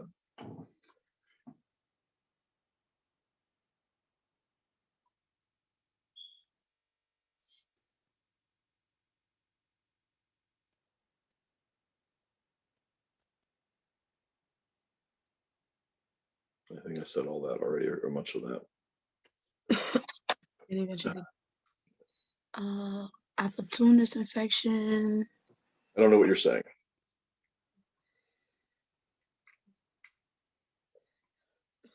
It's a full 8 have these. Do you know your mic's on? Do you mean to say opportunistic infection? Oh no, I'm just going over my notes as you're doing this. I'm sorry. Yeah, that's okay. I kind of assumed you didn't know your microphone was on. All right. So I'm going to give you a quick overview of physiology of the cardiovascular system.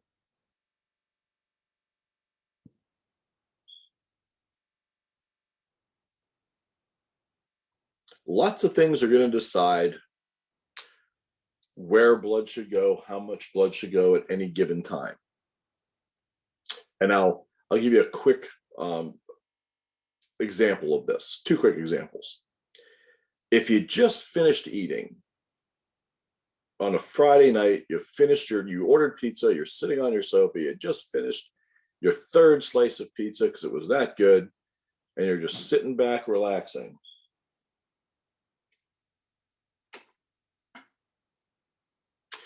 Your intestines have to do a lot of work pushing this stuff through. You have to make a lot of enzymes. You have to absorb a lot of material. So your intestines are got a lot of work to do. So they're going to require more blood. Other times, when you're being chased by a bear, your muscles in your legs, for instance, are going to require a lot of blood because you have to run away from this bear. So you're really using those muscles. So the body's going to move more blood to those areas. So at any given time, depending upon what the body's needs are or what's happening, different areas will get more or less blood as necessary. And there's lots of different stuff that controls this. And that's what goes into here, different organs. Hemodynamics. This is just a cool word, and it's a good definition. The various mechanisms that influence the movement of blood, the things that get blood moving through the body or cause blood to move through the body. So that's what the term hemodynamics means. I'm not going to test you on it, but I do think it's a word that you should at least become familiar with, because the more and more and more you get into learning medicine, for those of you who are considering going into your RN programs and then the master's programs, ask Mrs. Eden, she'll tell you she had to learn all about the hemodynamics of circulatory system. So at least knowing the terminology is a good place to start. Good stuff to know. Okay. Let me just go to this. Let me go to this. I'll tell you why. Make it easy. Break it down for you. I told you a while ago, I told you that in order for a muscle to contract, it needs to be told to contract.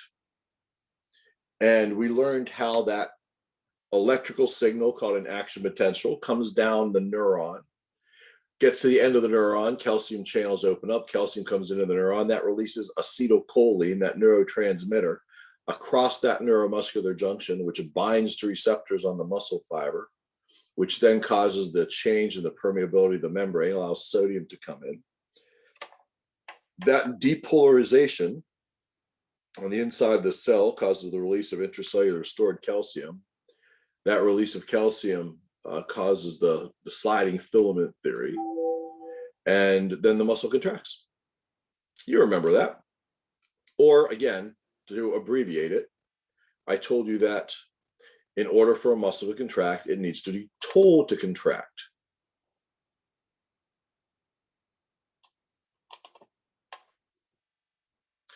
The difference is with heart muscle cells, they don't have that intermediate step. They don't have to deal with acetylcholine. They can respond directly to the electrical current. So it skips that step, which is actually beneficial. One less thing to go wrong, in other words.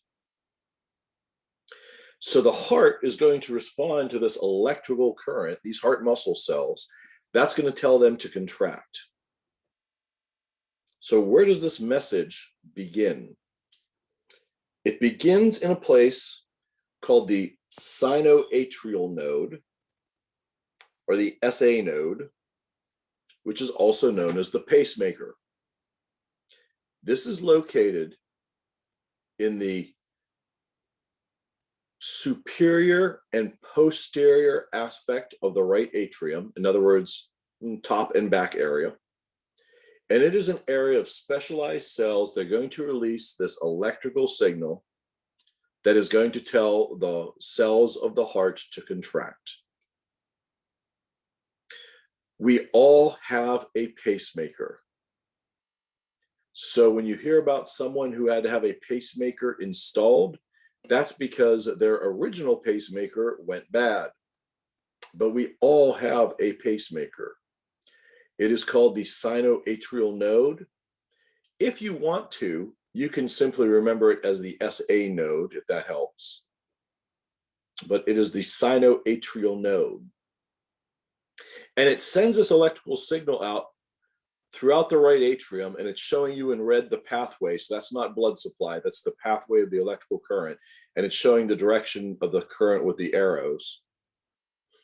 And so you'll notice that some of it also gets sent across to the left atrium via the interatrial bundle. Oops. And you'll notice how the signal starts at the top of each of the atria, and then following those arrows, the signal moves down. The electrical signal starts at the top and moves down, following those black arrows. So if the electrical signal starts at the top, that means the contraction starts at the top. And then the contraction happens here, and then here, and then here, and then here, and then here, which causes the atria to contract from the top downward, from the top to the bottom. That's important because it's going to push the blood downward. It's going to squeeze from the top and push the blood downward.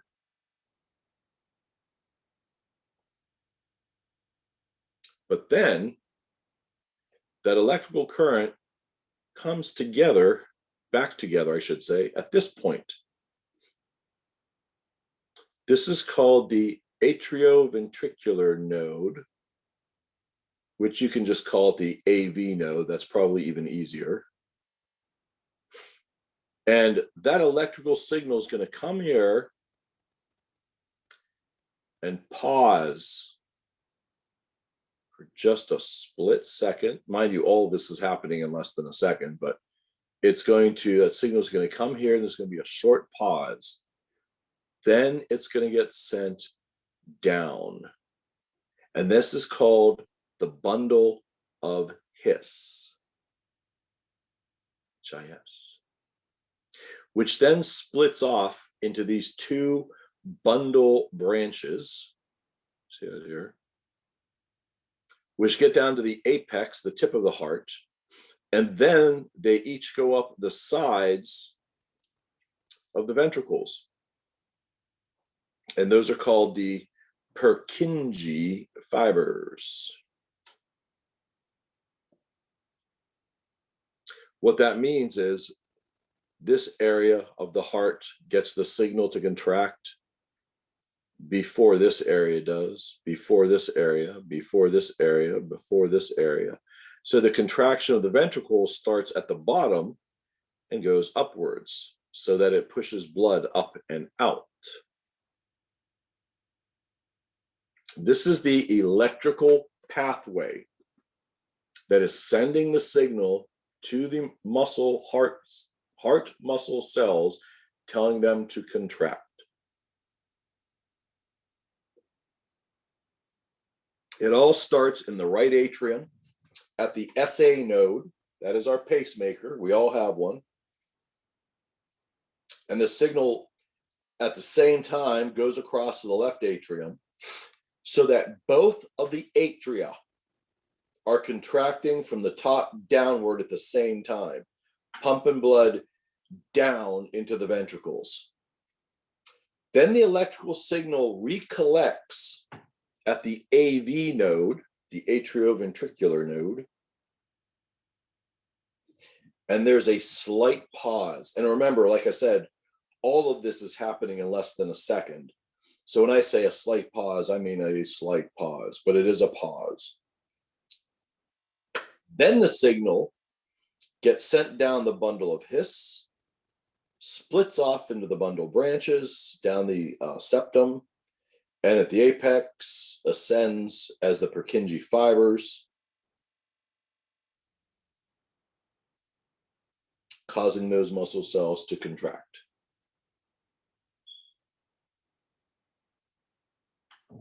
Pretty amazing, actually. So,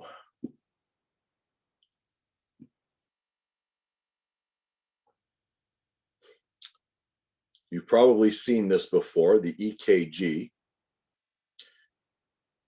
also known as an ECG. I still call it an EKG because that's how I've learned it. The reason why it is sometimes called an EKG, even though there's no K, if you look at the word, it's actually because the guy who invented it was German. And in German, cardi is spelled with a K.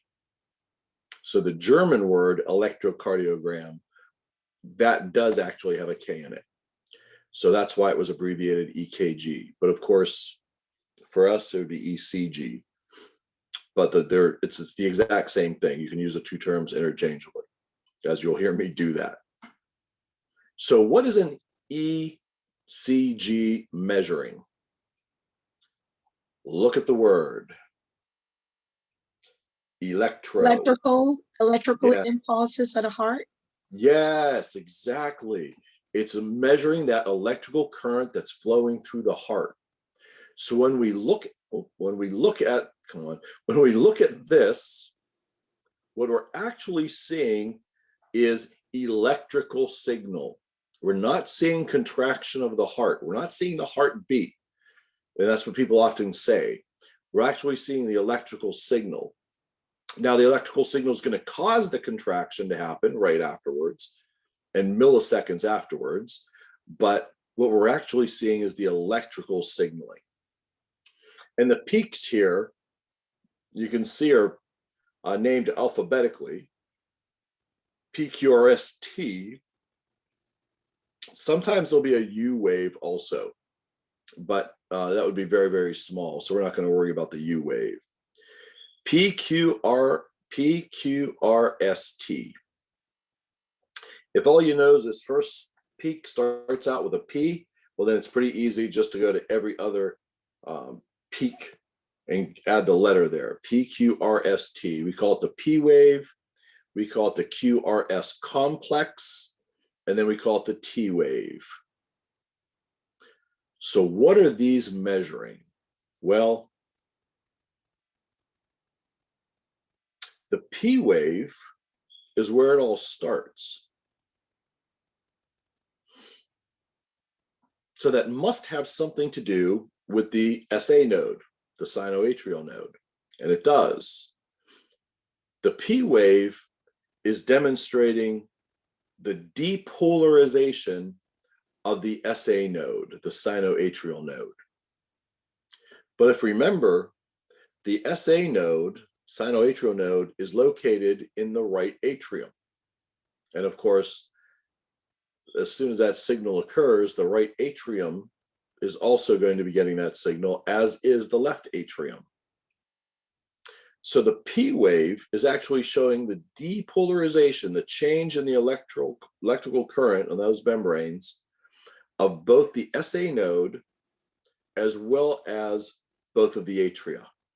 The SA node as well as both of the atria.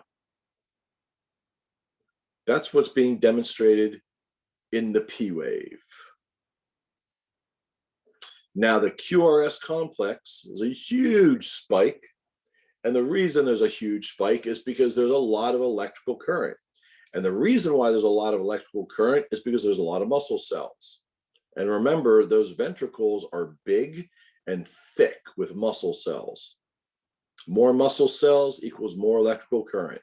More electrical current means big spike in the voltage, what we see here. So the QRS complex is representing the depolarization of the ventricles. Do not worry about this other part, atrial repolarization, because you cannot see it in there. It's too small, it's getting covered up, so don't even worry about that part. Just remember, the ventricles are depolarizing in the QRS complex. So the actual contraction of the ventricles is actually happening somewhere right around here. This is just the electrical current. Then the T wave is demonstrating the repolarization of the ventricles. In other words, the reset. They're changing their electrical current across the membrane back to what it was. So we're seeing that change in that electrical current, going back to what it was. Now, you do not need to interpret EKGs. That is not your job. That's the job of the doctor or maybe the paramedic. You do not have to do this. But you do have to know what these kind of things, the basics of what an EKG is showing you here. And the fact that it's showing not contractions, but it's showing electrical current.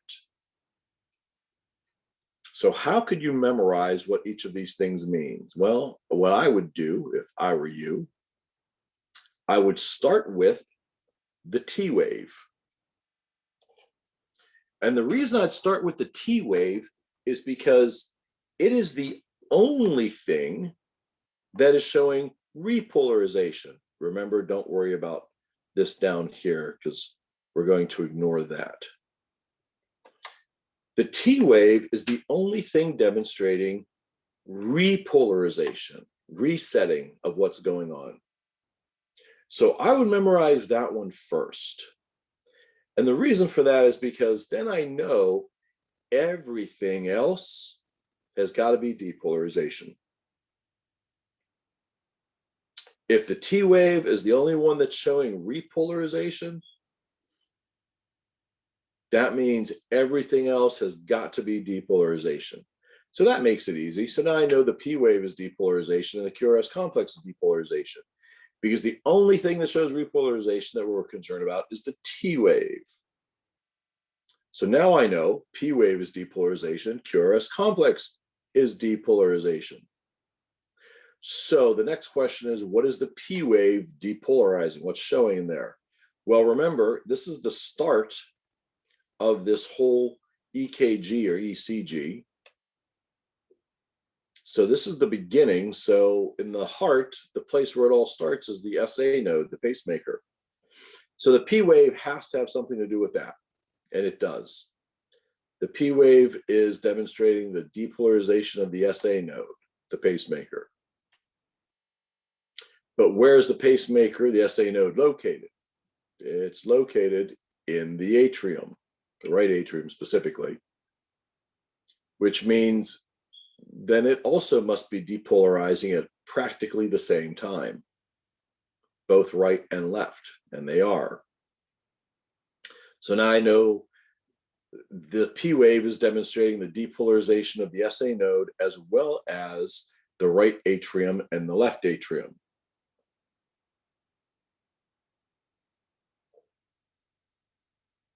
Then I look at the QRS complex. I know it's depolarizing. I know it's showing depolarization. I know that because the T wave is the only one showing repolarization. So QRS complex must be showing depolarization, and it is. So what is it showing? Well, look at that giant spike. The only place that would have a lot of electricity is a place that would have a lot of cells, a lot of muscle, and that would be the ventricles. So considering how big and thick the ventricles are, they must be showing a lot of electrical change, and they do. So that's going to demonstrate a large, big spike as that entire QRS complex. So since I already know that it's a depolarization, because the T wave is the only thing showing repolarization, then it must be the ventricles that are depolarizing here. And of course they are. And then finally, the T wave, I know it's repolarizing. It's the only thing that we're showing repolarization. And it's at the end, and this whole thing ends with the ventricles. So it must be the ventricles resetting, repolarizing. And of course it is. So again, what you need to remember is that this isn't about understanding the EKG right now. At this exact moment, you do not need to understand the EKG. At this exact moment, all you need to do is memorize. And you can do that by putting it on note cards. And then in the next classes, when they start talking more about the EKGs, then at least you'll be able to get a better understanding of them. This is not the time to understand everything that's happening in EKG. This is the time to simply memorize what each of these parts are showing you, what each part is demonstrating. Good to know. This guy's having a stress test. Hook him up and then get him on a treadmill and start him running.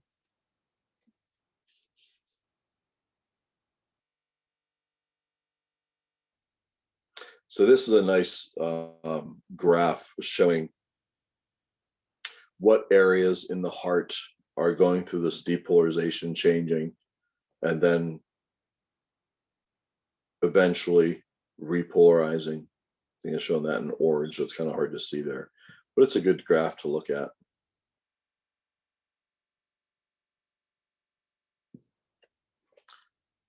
Okay, I know I'm going kind of fast through this, but we're running out of time a little bit. A cardiac cycle is made up of a contraction and a rest period.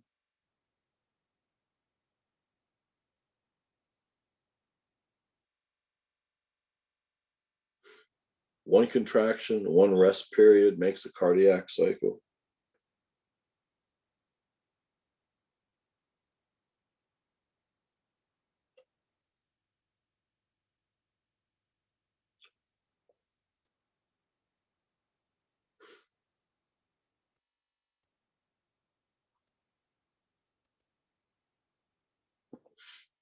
Atrial systole. Systole is contraction. Systole is contraction. That is pronounced systole. S-Y-S-T-O-L-E is pronounced systole. In fact, I do want to show these. I showed them to the other class. I'll show them to you very quickly.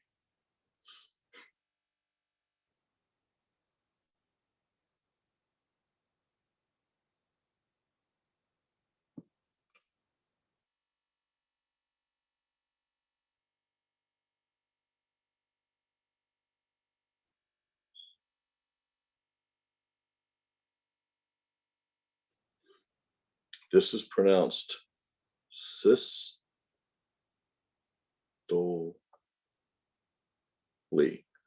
Systole. The relaxation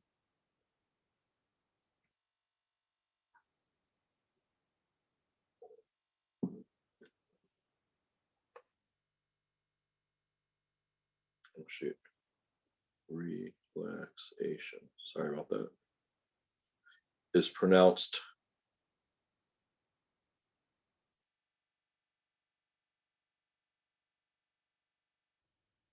diastole,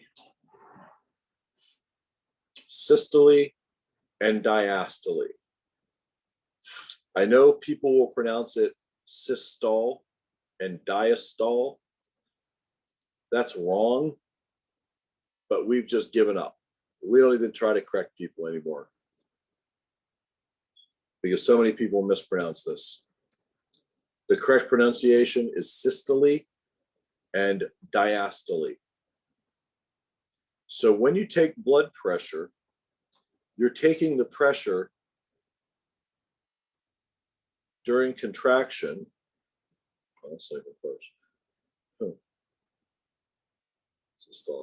During contraction over the pressure of the rest, of course, in millimeters of mercury. Systole, diastole.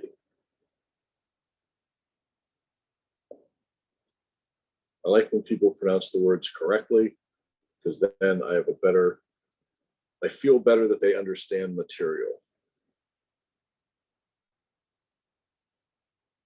So what they're demonstrating here is both of the atria are contracting at the same time. Both are pumping blood down into the ventricles at the same time. The ventricles are contracting now from the bottom up, and they're going to pump blood up and out at the same time. You can see that the right ventricle pumps blood into the pulmonary trunk, which sends it to the lungs. The left ventricle pumps blood up and out into the aorta at just under 200 miles per hour. And then, of course, now those ventricles are going to relax. And as they relax, blood will start to leak in a little bit. And then the atria will eventually get to the point where it's pushing the blood back into the chambers. It starts out sort of leaking in a little bit. And then they start filling up, and then the atria contract, pushing blood down, filling up the ventricles.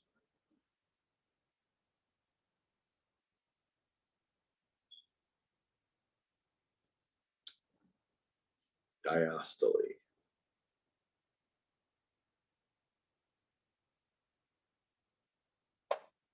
The heart sounds, I talked about these a little bit before. You'll hear me call them the lub-dub sounds or the S1, S2 sounds. The first sound that you hear is the closing of the tricuspid and the mitral valves. And the second sound that you hear is the closing of the pulmonary and aortic valves. Lub dub, lub dub, lub dub, lub dub, lub dub.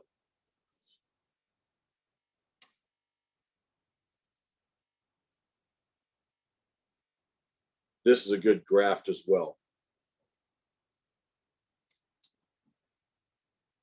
Looking at the pressure in the aorta and the large vessels, notice the pressure is way up in these high numbers in the aorta and the large arteries. As those arteries branch off into smaller arteries and the smaller arteries and the arterioles, pressure is going down considerably. And down in the capillaries, less pressure. Down in the venules, less pressure. In the small veins, even less. The large veins, even less. And eventually in the vena cava, there's hardly any pressure remaining.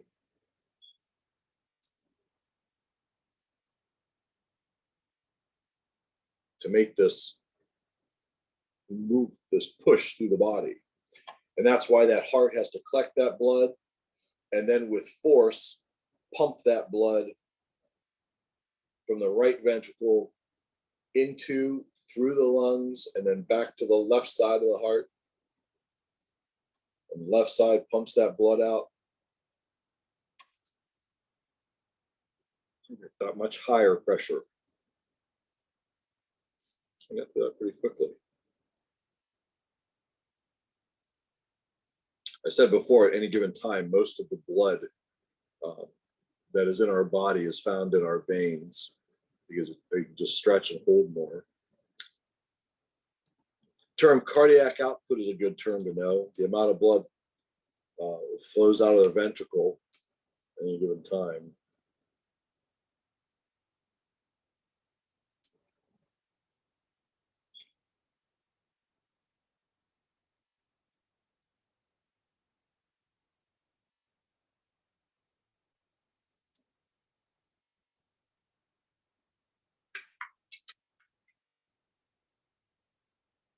Kind of mentioned this before. A lot of different things are going to influence the way the blood is pumping and the blood is flowing. So that's kind of what they're saying again here.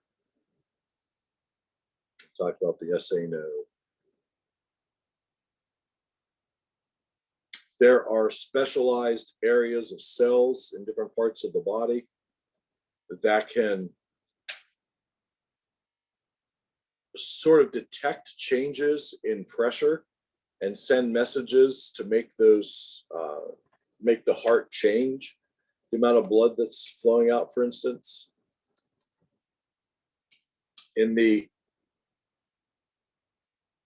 carotid arteries, the ones going up the neck, right where they split off, there's that split called the bifurcation. And the external carotid artery is more superficial. The internal carotid artery goes more internal. Right at that split, there are baroreceptors, specialized sensing cells that can determine if there's a need for more blood or less blood, or if everything's just fine, and can help send that information back to let the heart know that it needs to make some sort of changes. Okay, and I think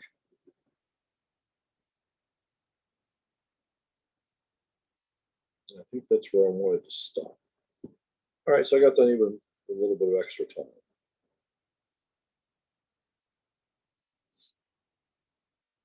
Yeah, I definitely want to stop there. I think that's where I left off yesterday as well. So I know I rushed through a little bit of that, but I wanted to make sure I got through some of the EKG stuff. So let me stop recording now.